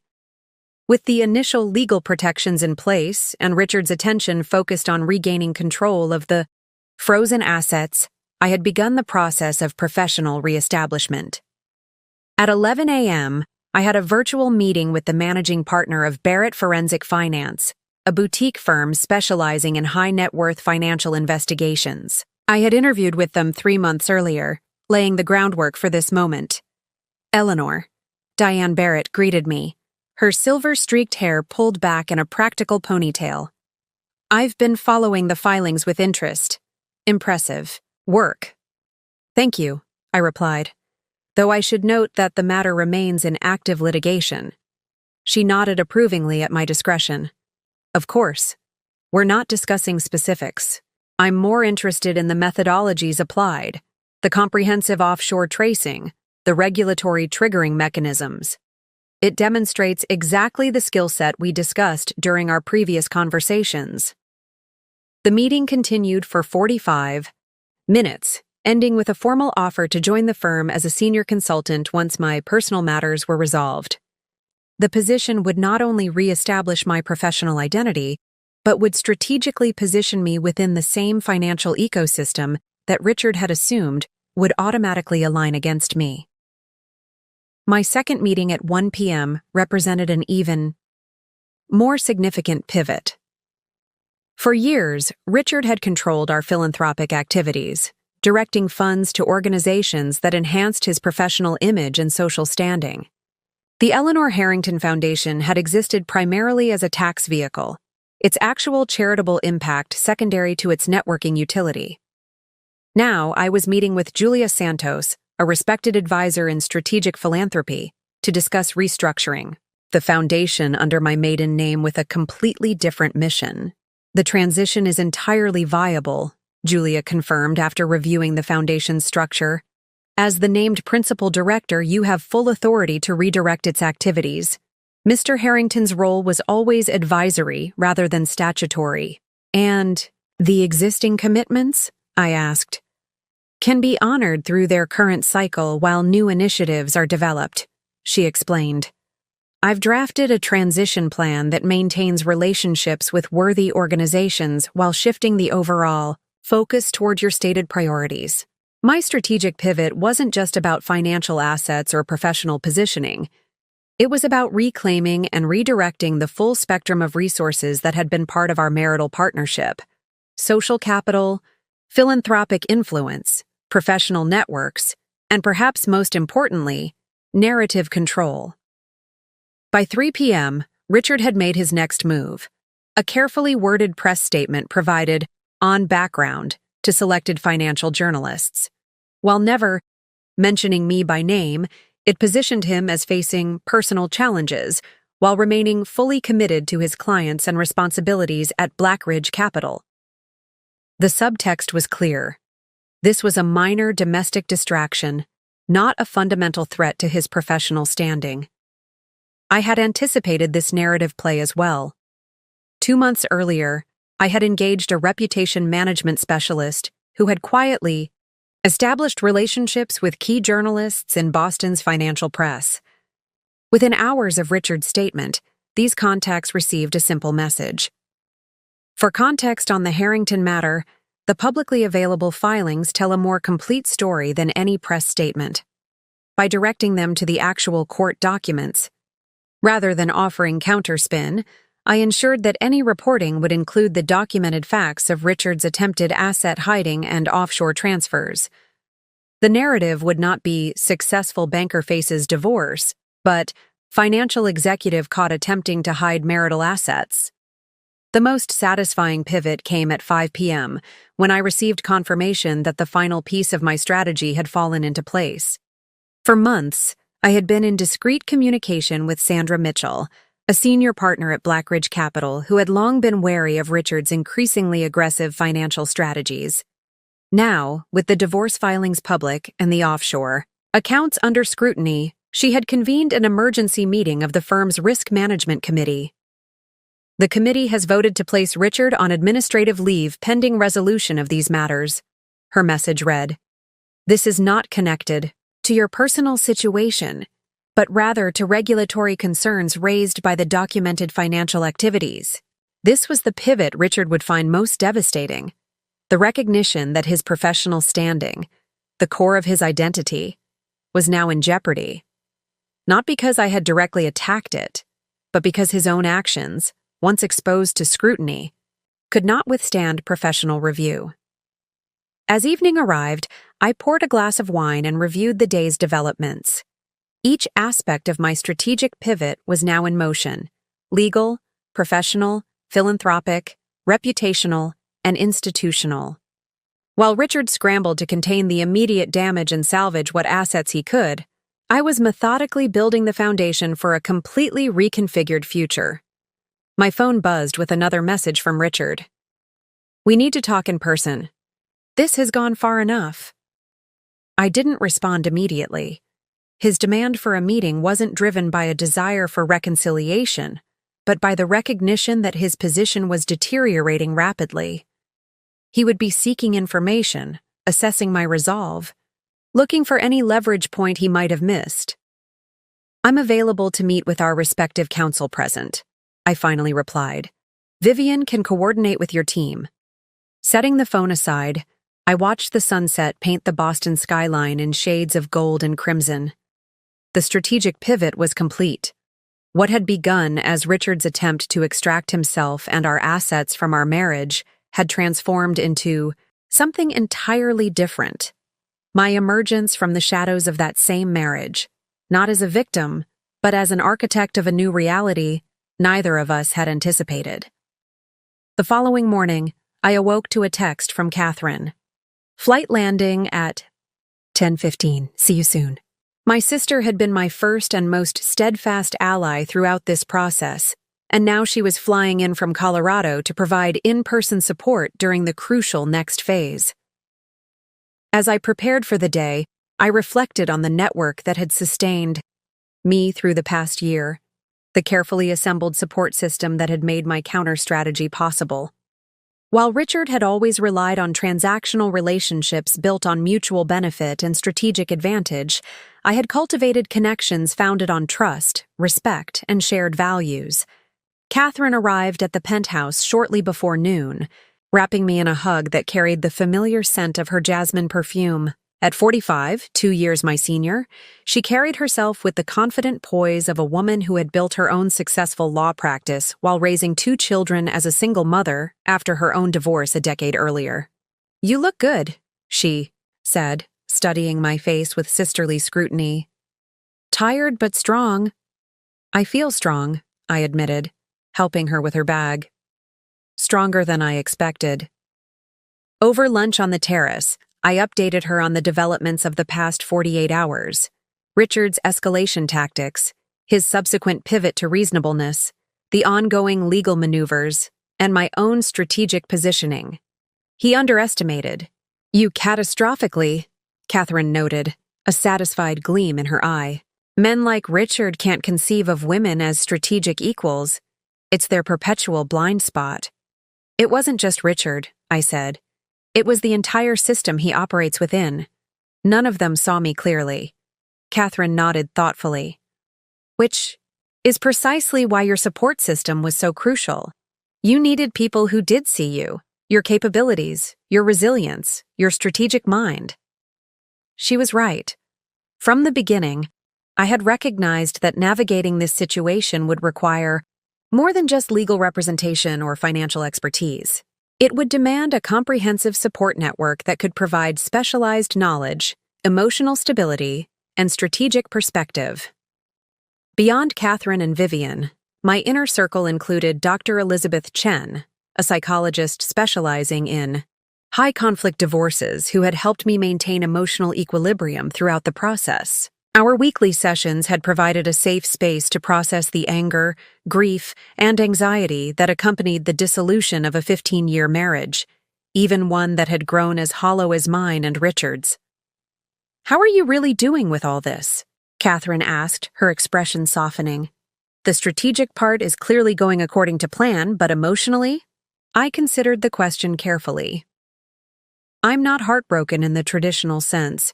What hurts most isn't losing Richard. That relationship had been fading for years.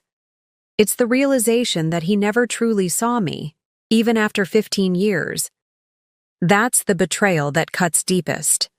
Catherine reached across the table to squeeze my hand. "His failure to see you doesn't diminish your worth. If anything, it highlights his limitations."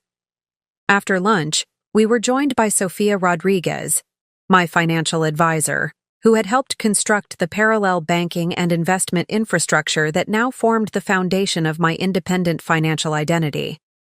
Unlike the advisors in Richard's orbit, who prioritized aggressive growth and tax avoidance above all else, Sofia had helped me build a balanced portfolio that reflected my own values and priorities. "The markets responded to yesterday's news," Sofia reported, pulling up data on her tablet. Blackridge stock down 3% on reports of Richard's administrative leave. Nothing catastrophic, but enough to signal investor concern. This was relevant not just for market intelligence, but because part of my settlement strategy involved Blackridge stock options that Richard had accumulated over the years. Their fluctuating value would influence both his negotiating position and the ultimate financial terms of our divorce. "What's your read on their likely response?" I asked. "The firm will prioritize stability and client confidence," Sophia assessed. "If the regulatory concerns expand, or if discovery reveals additional issues, they'll distance themselves further from Richard. Their fiduciary obligations to investors will outweigh any personal loyalty." The afternoon brought another crucial member of my support system, Marcus Jenkins, the cybersecurity specialist whose team had protected my digital infrastructure from Richard's attempted incursions. Unlike the stereotype of the socially awkward tech genius, Marcus was a former FBI cybercrimes investigator with both technical expertise and strategic understanding.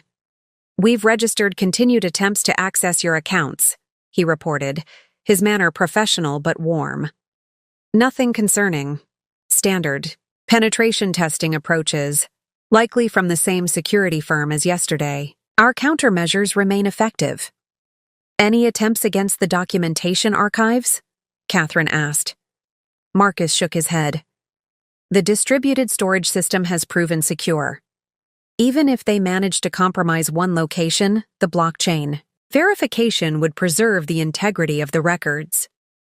This sophisticated digital security had been Catherine's recommendation early in the process. She had seen too many divorces where critical documentation mysteriously disappeared or was altered, leaving the less technologically savvy spouse at a severe disadvantage. By evening, the final piece of my support system arrived. Maria Vasquez, my friend of 20 years who had flown in from Chicago. Unlike the professionals who provided specialized expertise, Maria offered something equally valuable: the grounding presence of someone who had known me before I became Mrs. Richard Harrington, someone who remembered Eleanor Blackwell, the forensic accountant with big dreams and uncompromising principles. Over dinner, Maria asked the question others had carefully avoided. "After all this is resolved, what do you actually want for yourself, Eleanor? Not just financially or professionally, but personally?" The question caught me off guard. For so long, my focus had been on strategy, on countering Richard's moves, on securing my rightful share of our marital assets.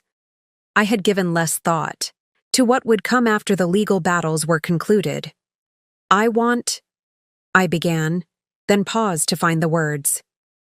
"I want to rebuild a life that's authentically mine, not defined by Richard or by this divorce, but by my own choices and values. I want work that matters, relationships that nurture, and the freedom to evolve without constraint." Maria smiled, a look of recognition in her eyes. There she is, the Eleanor I've always known. As the evening concluded and my support team dispersed, Catherine to the guest room, the others to their respective homes or hotels, I felt a profound sense of gratitude. While Richard operated in a world of power plays and leverage, I had built something more enduring, a community of competent, ethical individuals who had contributed not just their expertise, but their genuine support to my journey. Tomorrow would bring new challenges. Richard's latest message indicated he was preparing another strategic shift, likely more aggressive after the professional setback of his administrative leave. But whatever came next, I would face it not as an isolated individual, but as someone anchored in a network of support that Richard, for all his resources and connections, could not match. In this, perhaps more than any other aspect of our divorce, the fundamental difference between us was most clearly revealed. 3 days later, the moment arrived for the first face-to-face meeting between Richard and me since his fateful email. The neutral ground selected for this encounter was the conference room at Gerstein Mediation Services, a highly respected firm that specialized in high-net-worth divorce negotiations. Catherine accompanied me as additional support, though Vivian would handle all legal aspects. We arrived 15 minutes early, giving us time to settle into the space and establish a psychological advantage. The conference room was designed for precisely this type of high-stakes negotiation, tastefully decorated in muted blues and grays, with comfortable but professional seating arranged around a polished oak table. Large windows offered views of Boston Harbor, a calming backdrop to what promised to be a tense encounter. "Remember," Vivian advised as we reviewed our materials, "Richard will attempt to establish dominance immediately. He'll likely use familiarity, perhaps even nostalgia, to create the impression that this is still a conversation between husband and wife rather than opposing parties in litigation." I nodded, appreciating yet again Vivian's psychological insight. "And when that fails, he'll pivot to intimidation or condescension." "Exactly," she confirmed. "Your advantage is that you anticipate his tactics while he continues to underestimate yours." At precisely 10 a.m., the door opened. Richard entered first, followed by Bradford Winters and a younger attorney carrying multiple folders. My first impression was of subtle but definite change in Richard's appearance.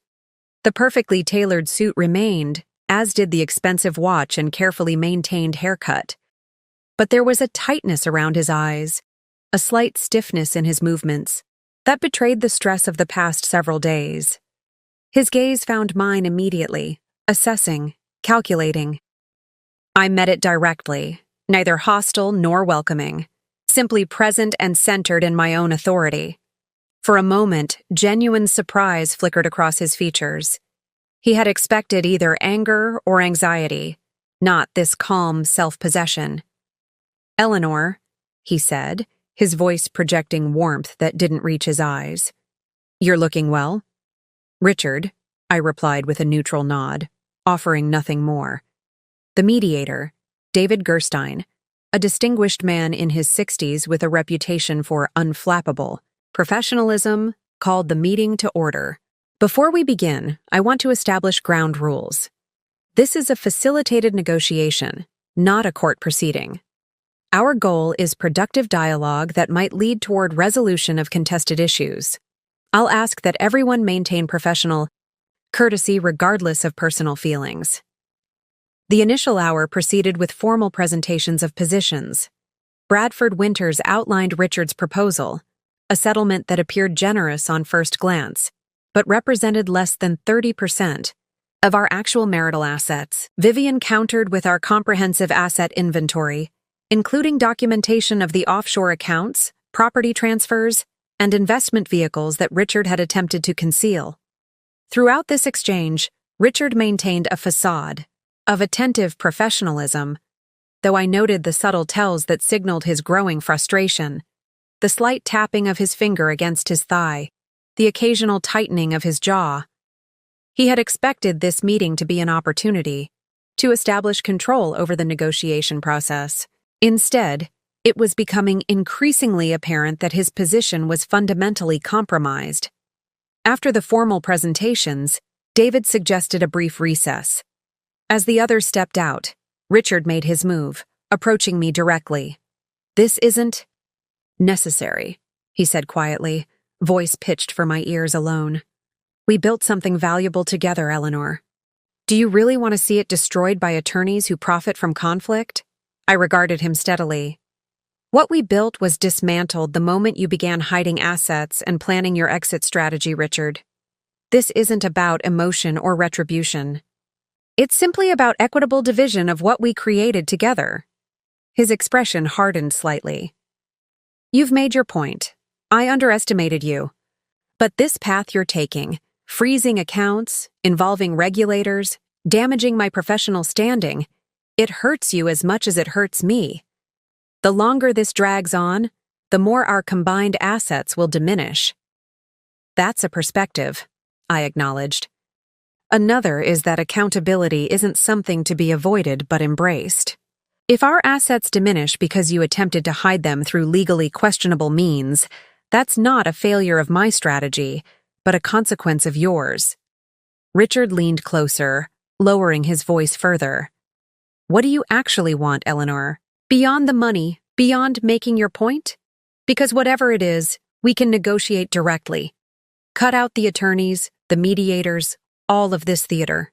I recognized the tactic immediately, an attempt to reestablish our former dynamic, where Richard made the real decisions while creating the illusion of joint consideration. It might have worked mere months ago, when I was still accustomed to deferring to his financial expertise. What I want, I replied evenly, is already documented in our filings. Equitable division of assets, transparent accounting of all holdings, and acknowledgement of my contributions to our marital estate. Nothing more, nothing less. Frustration flickered across his face. This isn't you. The Eleanor I know isn't vindictive. Someone's gotten to you. Your sister. That shark of an attorney. They're pushing you toward conflict that serves their interests, not yours. I nearly smiled at the predictable attempt to drive wedges between me and my support system. The Eleanor you knew was carefully curated to meet your expectations, Richard. Perhaps what's unsettling isn't that I've changed, but that you're finally seeing aspects of me that were always there, just invisible to you. Before he could respond, the others returned to the room. The remainder of the meeting focused on procedural matters, scheduling for discovery compliance, parameters for asset valuation, and protocols for ongoing financial disclosures. Throughout these discussions, I noticed Richard becoming increasingly withdrawn, his participation more perfunctory. It wasn't until the meeting's conclusion that I understood why. As we gathered our materials, his younger attorney approached, Vivian with a document. "This was just filed," he said, his tone professional but with an undercurrent of satisfaction.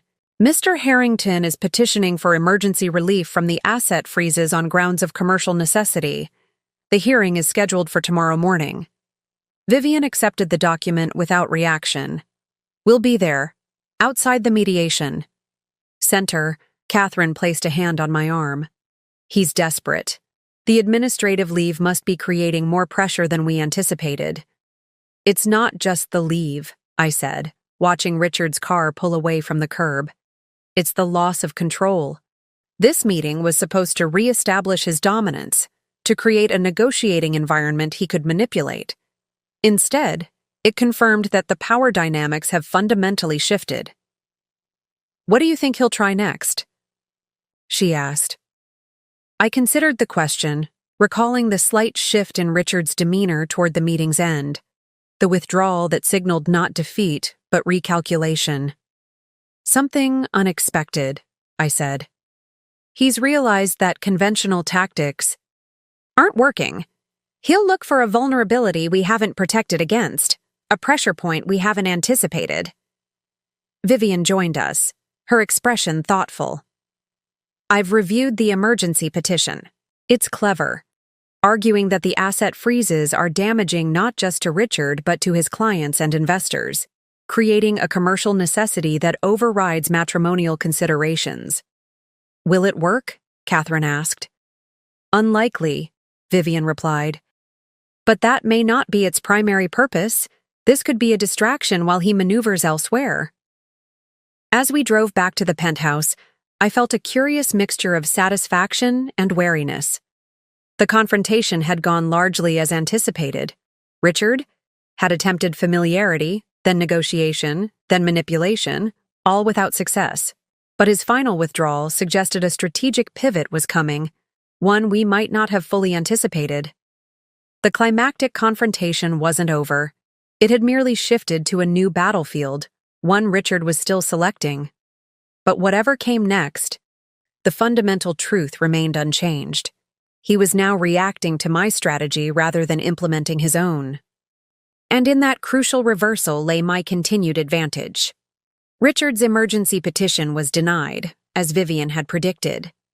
Judge Hernandez saw through the commercial necessity argument, noting dryly in her ruling that the preservation of marital assets pending equitable distribution takes precedence over Mr. Harrington's desire to resume control of accounts he demonstrably attempted to shield from matrimonial proceedings. The aftermath of that ruling unfolded with a swiftness that surprised even me. Within hours, Blackridge Capital issued a terse press release extending Richard's administrative leave indefinitely and appointing an interim head for his division.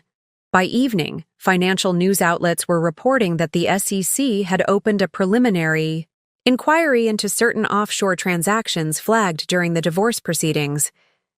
I received this news while having dinner with Catherine at a small Italian restaurant in the North End, far from the upscale establishments Richard and I had frequented during our marriage. The quiet, family-owned place with its red checkered tablecloths and handwritten menus represented the kind of authentic experience Richard had always dismissed as quaint but unnecessary. "Are you concerned about potential blowback?" Catherine asked as we shared a bottle of Barolo. "If the SEC investigation expands, it could affect the valuation of assets you're entitled to." I considered the question thoughtfully. I'm prepared for that possibility. The documentation we provided was legally required. We didn't volunteer anything beyond what the court mandated. If Richard's financial maneuvers can't withstand regulatory scrutiny, that's a consequence of his choices, not mine. The waiter brought our pasta, the rich aroma of truffle and sage rising from the handmade tortellini. After he'd gone, Catherine leaned forward. "I've been watching you these past few days," she said. "You're different. Not just confident, you've always been that, but centered in a way I haven't seen before." "I feel different," I admitted. For years, I adapted myself to fit into Richard's world, modulating my opinions, deferring to his expertise, accepting his framing of our shared reality. There was a subtle diminishment that happened so gradually I barely noticed. Now, it's as if I've stepped back into my full self. "And what does that full self want next?" Catherine asked. "After the legal battles are concluded, after the assets are divided, after Richard is no longer the primary consideration in your decisions?" The question resonated deeply. For so long, my focus had been on responding to Richard's actions, documenting his financial maneuvers, countering his legal strategies, dismantling the structures he had built to exclude me. Now, as the balance of power had shifted decisively, I had the space to consider what came after. "I want to rebuild," I said slowly.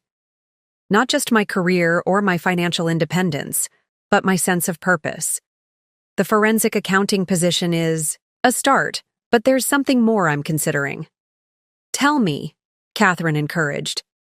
"I want to create a resource center for spouses facing similar situations, people whose partners are attempting to hide assets or leverage financial complexity to disadvantage them in divorce.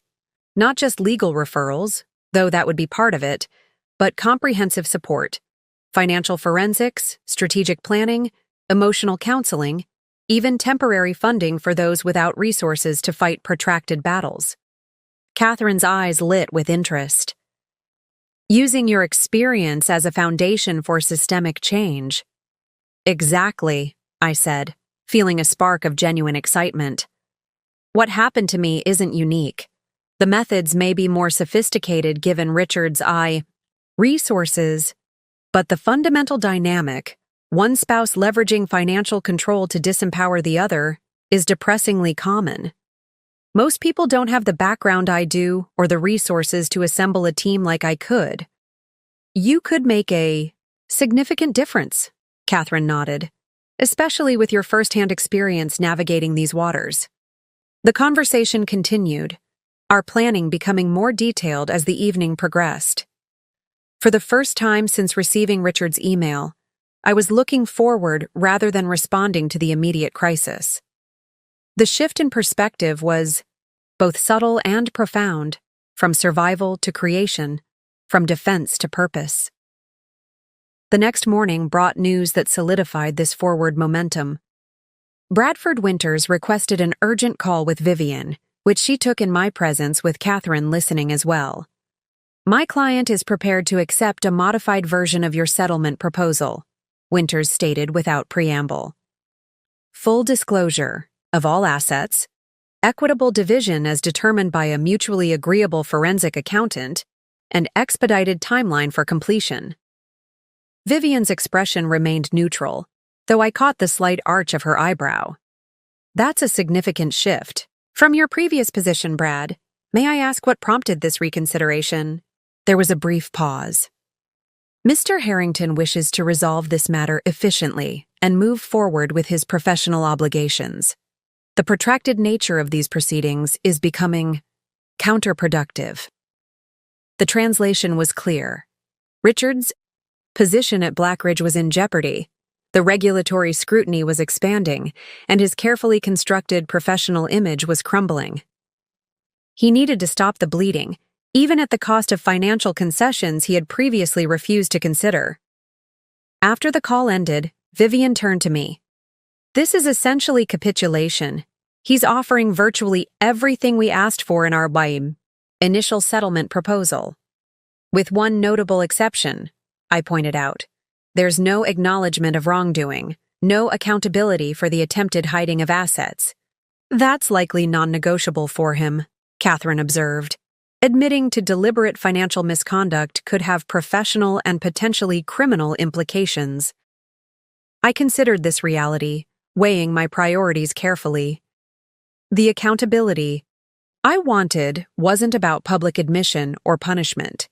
It was about Richard recognizing that I was his equal, in rights, in capabilities, in determination.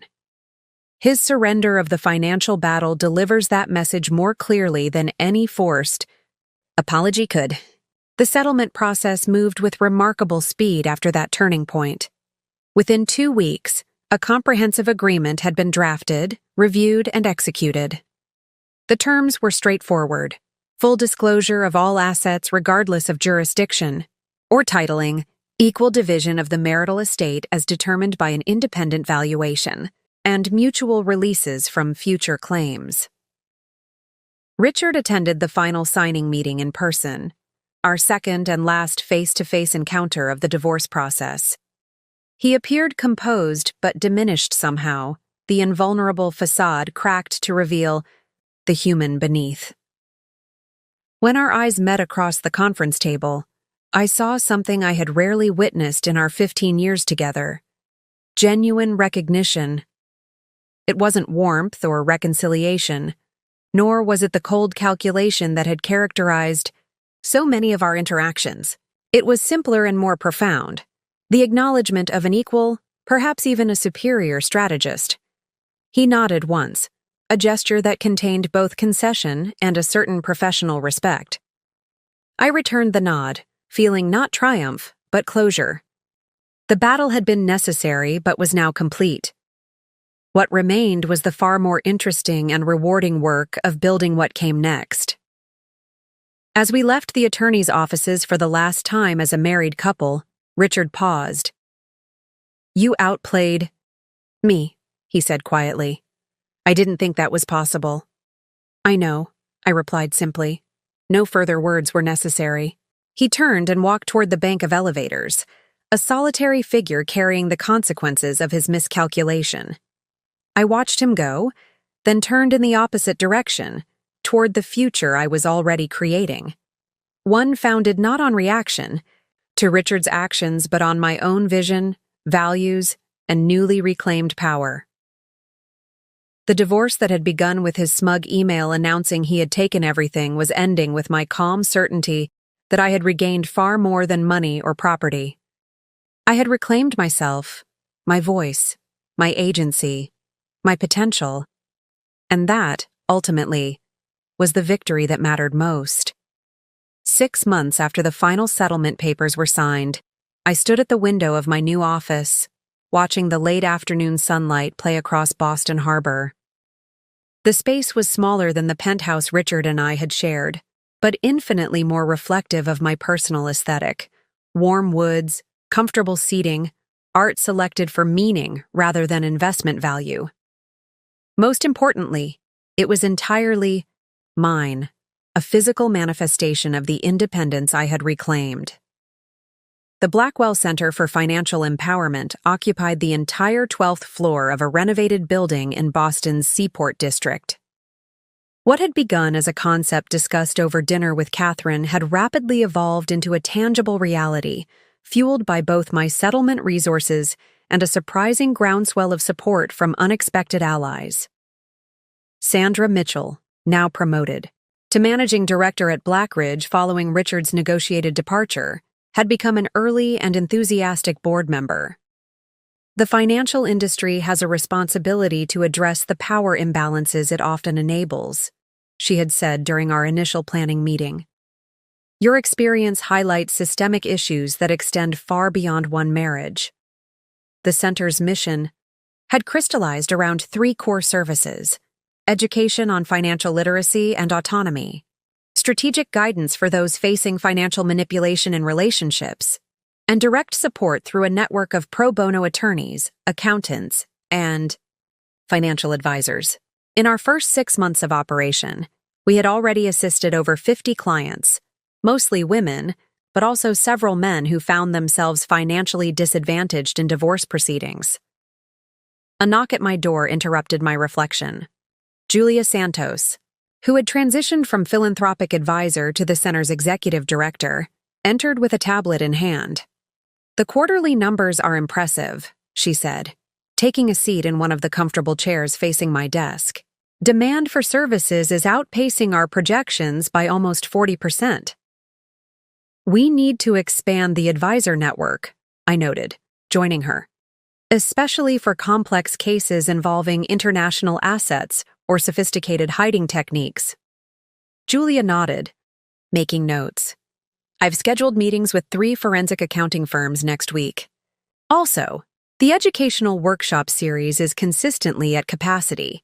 We should consider adding additional sessions or perhaps developing online modules." As we reviewed operational details, I felt a deep satisfaction that transcended the professional accomplishment. The center represented not just a productive use of my skills and resources, but a transformation of my own painful experience into something constructive, a system that might prevent others from facing similar struggles without adequate support. After Julia left, I found myself reflecting on the path that had led to this moment.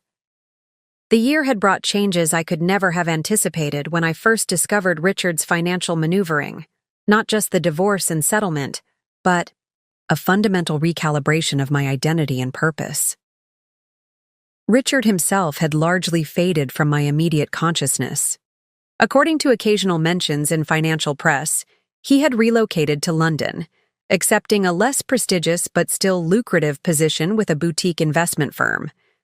The SEC inquiry had concluded with monetary penalties, but no criminal charges, a typically soft landing for someone of his status and connections. I felt no particular satisfaction or distress at this outcome. Richard's trajectory was no longer relevant to mine except as historical context. The emotional ties that had once bound us, both positive and negative, had dissolved, leaving neither attachment nor animosity, just the clear-eyed recognition of a chapter concluded. My phone buzzed with a text from Catherine. "Just landed. Dinner still on?" My sister had become a regular presence in my life, flying in monthly to serve on the center's board and to maintain our newly strengthened relationship. Tonight, we were celebrating the center's 6-month milestone with dinner at the small Italian restaurant that had become our tradition. "Absolutely," I replied. 7:30 at Julia's. As I gathered my things to leave, my assistant appeared in the doorway. "You have a visitor," she said, her expression suggesting uncertainty. "He doesn't have an appointment, but he says it's important. A Mr. Carrington." James Carrington, Richard's oldest friend and the man who had attempted to intimidate me during the early phases of the divorce. His appearance was unexpected, but not entirely surprising. Several figures from Richard's circle had made similar approaches in recent months, discovering that their professional paths still intersected with mine despite Richard's absence. Send him in, I decided, curious about his purpose. James entered, with less swagger than I remembered, his handshake firm but not domineering. "Eleanor, thank you for seeing me without an appointment. What can I do for you, James?" I asked, remaining standing to signal this would be a brief conversation. He glanced around the office, taking in the evidence of success and stability. I'm representing a client who needs precisely the type of assistance your center provides. A complex financial situation, sophisticated attempts to shield assets. When I researched resources, your organization was consistently recommended. I raised an eyebrow, genuinely surprised. You're seeking our services? For a client? He nodded, a rueful smile briefly crossing his features. Ironic, I know, given our last interaction. But my practice involves representing clients on both sides of these situations. In this case, my client needs exactly the expertise you've assembled here. The request represented a moment of choice, to hold on to past antagonism or to move forward, guided by my center's mission rather than personal history. The decision was simpler than I might once have expected. Have your client contact our intake coordinator, I said, handing him a business card. We'll assess the situation and assign appropriate resources. After James left, I reflected on the encounter's significance. 6 months ago, I might have felt vindication at his acknowledgement of the center's value. Now, I recognized it simply as confirmation that I was on the right path, creating something of genuine worth that transcended personal victory or validation. That evening with Catherine, over plates of handmade pasta and a bottle of Barbaresco, I shared the story of James's visit. The ultimate validation, she observed, raising her glass in a toast. Success truly is the best revenge. I considered her words, turning them over thoughtfully. I'm not sure I see it as revenge anymore, I admitted. That framework keeps me tethered to Richard, to the past. What I've built isn't about responding to him. It's about creating something new that might never have existed if our marriage had continued. Catherine studied me with the insight of someone who had known me my entire life. That's the most profound freedom, she said softly. When their actions no longer define your reactions, when you're moving towards something rather than away from something. Later that night, returning to my apartment overlooking the harbor, I paused to appreciate the quiet satisfaction that had become my new normal. The journey from Richard's shocking email to this moment had been neither linear nor simple. It had involved pain, struggle, strategic thinking, and ultimately, transformation.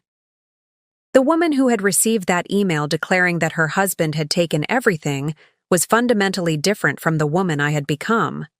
Not because of the financial outcome, significant though that was, but because of the reclamation of self that had accompanied it.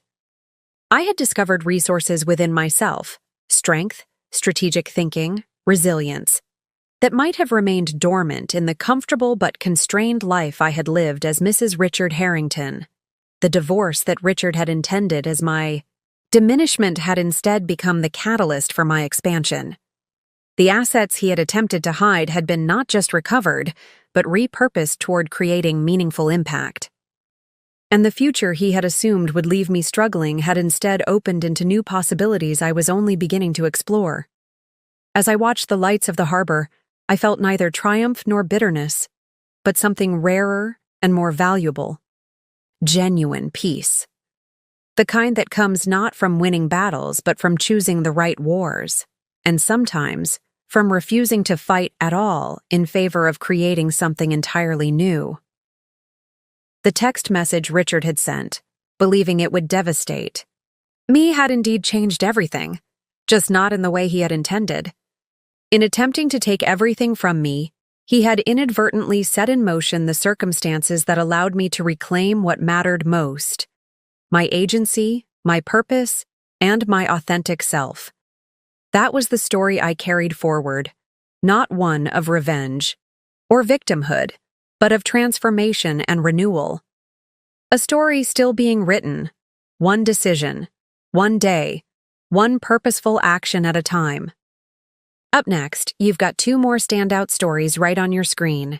If this one hit the mark, you won't want to pass these up. Just click and check them out. And don't forget to subscribe and turn on the notification bell so you don't miss any upload from us.